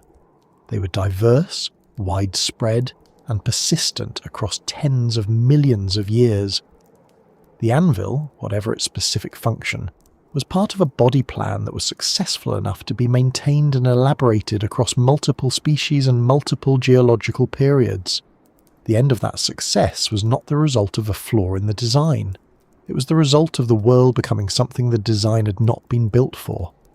That distinction matters not just for understanding Stethacanthus, but for understanding how extinction works more generally. We live in a moment when extinction is once again accelerating, driven by environmental changes that are happening faster than most lineages can adapt to. The Simurids did not go extinct because they were weak. They went extinct because the specific conditions that had made them possible stopped being available. That is a pattern worth recognizing, and it is one that the fossil record returns to again and again, in group after group, period after period, across the entire length of life's history on this planet. The Anvil is gone. The matched denticle patches, the strange silhouette moving through warm, shallow water, the males displaying to females in the murky light of a carboniferous lagoon. All of it is gone, preserved only in the compressed language of limestone, in the careful work of paleontologists who have spent decades learning to read that language. But the record is there, incomplete and imperfect and full of gaps, and it tells us enough to know that something genuinely remarkable once existed, that it thrived for a very long time, and that it disappeared not because it failed, but because the world it was built for eventually became a different world. And that is, in the end, the story of most of life's history. Not triumph and failure, not good design and bad design, but specific solutions to specific conditions, succeeding for as long as those conditions hold, and then fading when they do not. Stethacanthus was one of those solutions. One of the stranger ones, certainly. One of the ones that leaves us with more questions than answers, but a successful one, for a very long time, in a world that we can only glimpse now through the thin window of the rock. What that record means for how we think about sharks more broadly, and about the history of life itself, is where this story turns next. There is a version of the shark story that most people carry around without thinking much about it. It goes something like this. Sharks evolved a long time ago, they found a form that worked, and then they essentially stopped changing. They are survivors, the story goes, living fossils, creatures so well designed by evolution that there was nothing left to improve. You've probably heard some version of this. It is the kind of fact that gets repeated in nature documentaries and school textbooks, and it is not entirely wrong. Modern sharks are genuinely ancient in their basic architecture. The general body plan, the cartilaginous skeleton, the placoid scales, the multiple gill slits, the electroreceptive ampullae of Lorenzini, these are features that have deep roots. But the story of Stethacanthus does something important to that narrative. It does not break it exactly, but it complicates it in ways that are worth sitting with carefully, because the complication is where the real picture lives. The idea that sharks are unchanged survivors implies that shark evolution was something like a straight road, that the lineage moved from early primitive forms towards something increasingly refined, increasingly optimized, until it arrived at the great white or the hammerhead or the whale shark, and then more or less held still. Stethacanthus is evidence that this is not how it happened. The road was not straight. It was more like a delta spreading outward in many directions at once, with most of the channels eventually running dry and only a few of them connecting to the present. The Cimmeriads were one of those channels that ran dry, and they were not a minor or marginal experiment. They were a diverse, widespread, and persistent group that occupied real ecological roles for tens of millions of years. They were, in their time, a significant part of what sharks were. The fact that they left no descendants does not make them a footnote. It makes them a reminder that the sharks we know today are not the whole story of what sharks have been. This matters for how we think about evolution more broadly. There is a tendency, a very human one, to look at the living world and read it as the intended outcome of a long process, as if the animals alive today are the ones that were always going to make it, the ones that had the right answers, and the extinct ones were the wrong answers, the failed experiments, the evolutionary dead ends in the dismissive sense. But Stethacanthus does not fit that framing. It was not a failed experiment. It was a successful animal that lived in a world that eventually changed beyond its ability to follow. The Anvil structure, whatever specific function it served, was part of a body plan that worked well enough to persist across multiple species, and a span of time that dwarfs the entire history of our own genus. Calling that a failure requires a very narrow definition of success, one that privileges survival to the present over all other measures. What the Anvil structure actually challenges, when you think about it this way, is our assumption of what a shark is supposed to look like. We have a template in our heads: streamlined body, tall triangular dorsal fin, pointed snout, rows of replaceable teeth. That template is based entirely on the sharks that happen to be alive right now, which is a tiny and somewhat arbitrary sample of the full range of shark forms that have ever existed. Stethacanthus had none of that. It had a flat-topped anvil where the dorsal fin should be, a matching patch of bristling denticles on its head, and a silhouette that would look completely alien to anyone expecting a shark. It swam in warm carboniferous water, and it was, without question, a shark. It was just a shark that the modern template had not prepared us to recognise. There is a concept in evolutionary biology called contingency, and it is one of the more quietly unsettling ideas in the field. The basic argument, associated most famously with the paleontologist Stephen Jay Gould, is that the history of life is not a predetermined march toward complexity or optimization, but a series of events, each dependent on what came before and each capable of going differently. If you replayed the tape of life from some earlier point, Gould argued, you would not necessarily get the same outcome. Different conditions, different chance events, different survivors of different crises, and the living world would look different. Not necessarily worse or better, just different. Stethacanthus fits into this argument in an interesting way. The Cimmeriads went extinct because the shallow epicontinental seas of the Carboniferous shrank. That shrinkage was driven by glaciation and tectonic changes, processes that were not inevitable outcomes of any biological logic. If those seas had remained stable, Cimmeriads might still be here. The Carboniferous ocean, with its warm murky water and its dense crinoid beds, and its strange assortment of experimental shark forms, might have persisted long enough for Cimmeriads to diversify further, to spread into new environments, to find new ecological roles. We would be living in a world where sharks with anvil-shaped dorsal fins were a normal part of the ocean fauna, and the textbooks would describe them in the same matter-of-fact way they now describe hammerheads or nurse sharks. That is a strange thing to contemplate. The absence of Stethacanthus from the modern ocean is not a biological necessity. It is a historical accident, the result of environmental changes that the lineage could not survive, not because of any fundamental flaw in the design, but because of the timing and the specifics of how the Carboniferous world ended. This is what the fossil record keeps showing us, in group after group and period after period. The living world is not the only possible world. It is one outcome of a very long contingent process, and the creatures alive today are the survivors of a specific history, not the predetermined winners of an evolutionary competition. For sharks specifically, This means that the modern forms we're familiar with represent a narrow slice of a much wider range of possibilities. The Carboniferous alone produced body plans that have no equivalents today.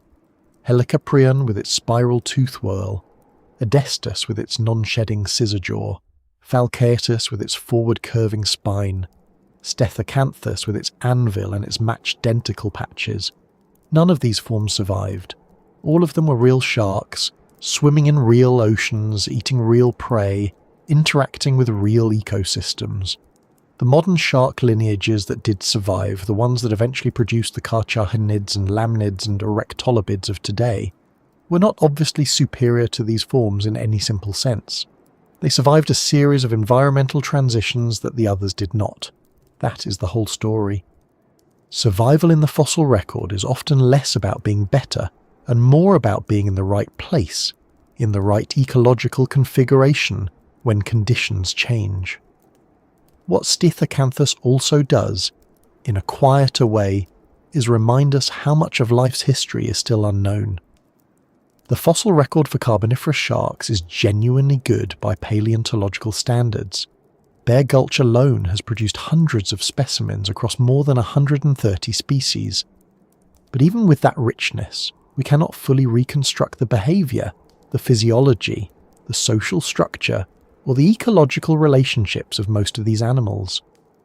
We can see the hard structures. We can sometimes see impressions of soft tissue. We can infer diet from tooth shape and sometimes from gut contents. But the living animal, the way it moved and signalled and reproduced and navigated its world, is mostly out of reach. The anvil structure of Stethacanthus is the most visible expression of this gap. It is right there in the fossil, unmistakable and strange, and we still cannot say with confidence what it was for. That is a remarkable situation, and it is worth appreciating rather than glossing over. The uncertainty is not a failure of paleontology.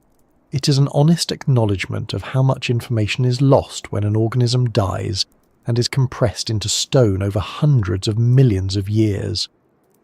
New specimens do continue to surface, and each one carries the possibility of adding something meaningful to the picture. A specimen with better soft tissue preservation around the base of the anvil structure could clarify how it was attached to the body, whether it had significant musculature associated with it, whether it could be moved or adjusted. A specimen that preserves the coloration patterns in the skin, which is occasionally possible under exceptional fossilization conditions, could reveal whether the denticle patches were visually distinct from the surrounding tissue in ways that would support the display hypothesis. A specimen that captures two individuals in close proximity, the way the remarkable Falcatus specimen does, could provide direct behavioural evidence. None of these discoveries have happened yet for Stethacanthus, but none of them are impossible. The rock still holds things we have not found. There is also the question of what Stethacanthus means for how we communicate the history of sharks to people who are encountering it for the first time. The popular image of sharks is heavily shaped by a handful of living species and by a cultural narrative that emphasises their danger, their efficiency, their ancient and unchanging nature. Stethacanthus disrupts all of that in a gentle but persistent way. It is not dangerous looking in the way a great white is dangerous looking. It is strange looking. It is puzzling. It invites a different kind of attention, not fear or awe at predatory power, but curiosity about what life can look like when evolution has not been constrained by the templates we carry in our heads. That is a genuinely valuable thing for a fossil to do. It expands the imagination. It makes the ocean's history feel larger and stranger, and more interesting than the version we usually get. The Simireids as a group, and Stethacanthus in particular, also illustrate something about how evolutionary lineages respond to ecological opportunity. The Carboniferous was a period of high diversity and relatively low extinction pressure for marine life compared to what came before and after. In that context, evolution could afford to try things. The metabolic cost of an anvil-shaped dorsal fin covered in denticles, the drag it created, the energy required to grow and maintain it, these costs were sustainable in an environment where food was relatively abundant, and the competitive pressures were not so intense that every inefficiency was immediately fatal. Sexual selection, in particular, tends to produce elaborate and costly structures precisely in environments where the baseline cost of survival is low enough to leave room for that kind of expenditure. Peacock tails, elk antlers, the bower structures of bowerbirds, these are all products of conditions where survival is manageable enough that reproductive competition becomes the dominant selective pressure. The Carboniferous Ocean may have been exactly that kind of environment for certain shark lineages, rich enough and stable enough that the males who could afford to carry the most elaborate structures were genuinely demonstrating something real about their quality as mates. And then the environment changed, and that calculus shifted. The shallow, warm seas shrank. The ecological richness that had made elaborate display structures affordable became a liability. The lineages that survived the transition to the Permian were, in general, the ones with simpler, more flexible body plans, the ones that could adapt to a wider range of conditions rather than excelling in one specific set of them.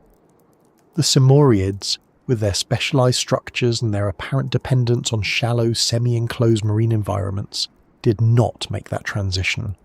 The Anvil went with them.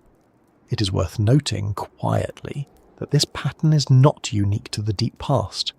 The same dynamic, specialization enabling success in stable conditions and vulnerability when conditions shift plays out across the history of life at every scale and in every period. The Carboniferous Simoriids are simply a particularly vivid example because the structure that marked their specialization is so visible and so strange. The Anvil makes the story legible in a way that more subtle forms of specialization do not. It gives us something to look at and ask questions about, and in doing so, it opens a window into a much broader set of ideas about how evolution works, why lineages succeed and fail, and what the history of life actually looks like when you look at the whole of it rather than just the living end. The fossils of Stethacanthus are, in the end, one of the more thought-provoking things the rock has given us, not because they are the most dramatic or the most complete or the most scientifically significant specimens ever found, but because they carry a question that resists easy answers, a question about function and behaviour and evolutionary logic that forces us to sit with uncertainty rather than resolving it neatly. That kind of question is valuable. It keeps the inquiry open. It reminds us that the history of life is not a solved problem, that there are still things preserved in Carboniferous limestone that we do not fully understand, and that understanding them, or at least coming closer to understanding them, requires patience, careful observation, and a willingness to hold multiple possibilities at once without forcing a conclusion. What the Anvil of Stethacanthus leaves us with then is not an answer, but a posture. A way of approaching the fossil record that makes room for strangeness, that treats uncertainty as information rather than absence, and that recognizes the living world as one outcome of a process that could have gone many other ways. The sharks alive today are not the inevitable product of 450 million years of refinement. They are the survivors of a specific and contingent history, shaped by extinctions they had nothing to do with and conditions they did not choose.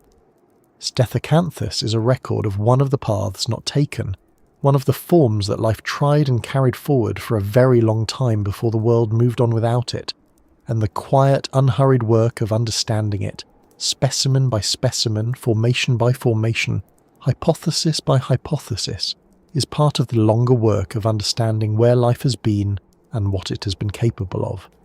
That work is ongoing, and it leads, as this story does, towards something that feels less like a conclusion and more like a moment of stillness before the final image settles.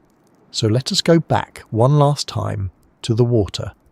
Not to the Montana hillside where the fossils were found, not to the laboratory where they were studied, not to the scientific papers where the hypotheses were carefully laid out and debated. Back to the water itself.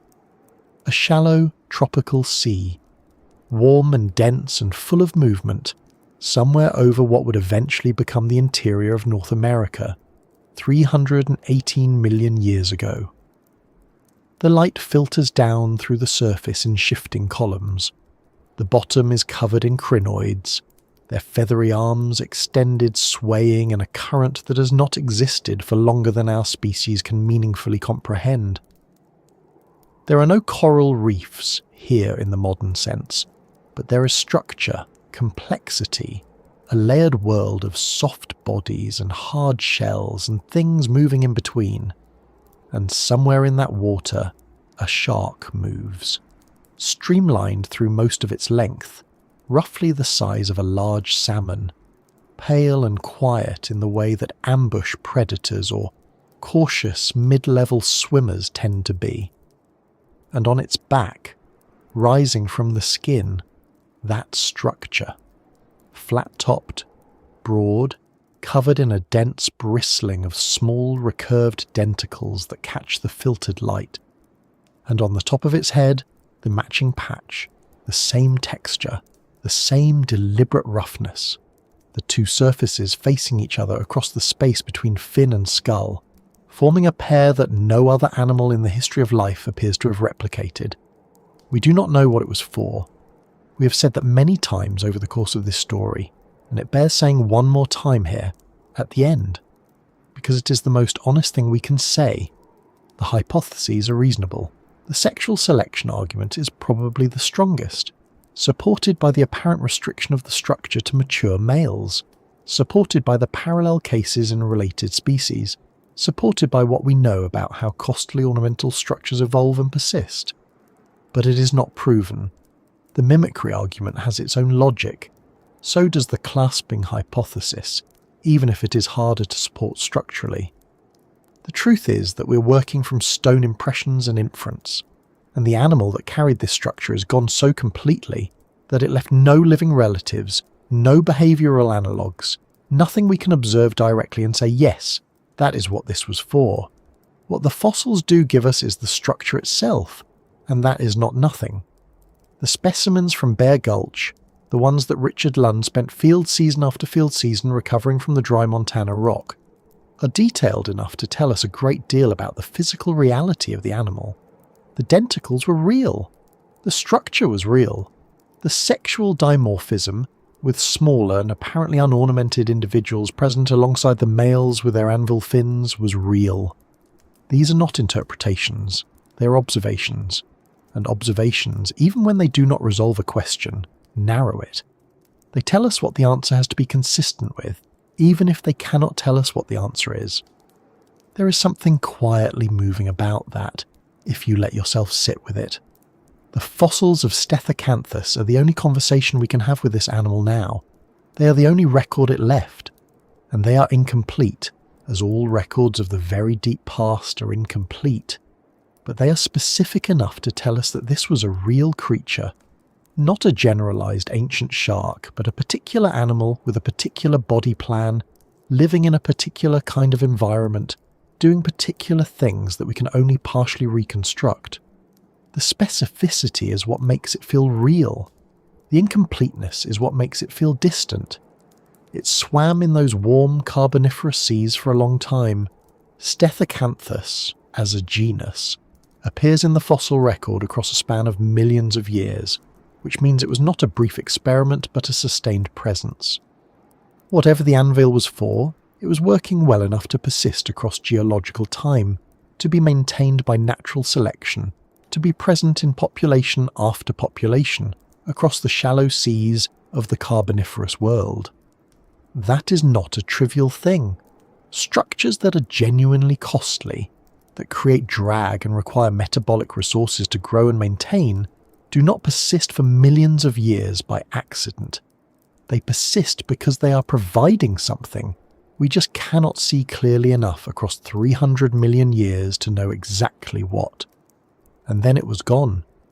Not suddenly, probably. Extinction rarely works like a switch. The shallow seas that Stethacanthus had moved through for so long began to change, to cool, to shrink, as the Carboniferous gave way to the Permian, and the climate shifted and the great epicontinental seas began to pull back. The warm, semi-enclosed lagoon environments that seemed to have been central to Stethacanthus's world became rarer. The populations thinned. The fossil record, which had preserved so many individuals so well in places like Bear Gulch, goes quiet. And eventually, somewhere around 290 to 300 million years ago, the lineage ends. No descendants, no living relatives. The Simorids as a whole, that entire order of sharks with their elaborate dorsal structures and their carboniferous specializations, simply stopped being part of the world. Sharks as a broader group survived, of course. They survived the end Permian extinction that killed perhaps 96% of all marine species. They survived the end Cretaceous event that ended the dinosaurs. They are still here, in the form of over 500 living species, which is a remarkable thing by any measure. But the modern sharks are not the inheritors of the Simorid story.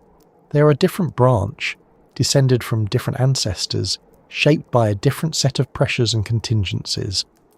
The great white shark and the hammerhead and the whale shark are not the refined descendants of Stethacanthus. They are cousins, very distant ones, from a family reunion that happened so long ago that it barely registers as shared history. The Simorids are simply gone, without heirs, without echoes in the living world. That is a strange thing to sit with. Not sad exactly, because sadness implies a loss felt by someone, and there is no one left to feel it, but strange. Something so specific, so elaborately constructed by the long process of natural selection, a structure that no other animal has ever grown in quite the same way, and it is preserved now only in limestone, only in the careful work of paleontologists with brushes and patience and good field seasons. The animal that carried that structure on its back, that swam through warm carboniferous water with that bristling flat-topped fin rising above it, exists now only as inference. We build it back from fragments. We argue about what it was doing. We hold the hypotheses up against the evidence and we try to be honest about what fits and what does not. And then we put the specimens back in their cases and we go home, and the question remains open.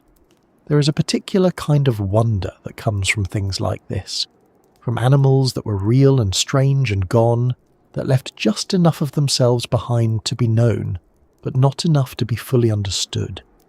It is different from the wonder of a living animal, which you can watch, which can surprise you with its behaviour, which can do something you did not expect and change your understanding in real time.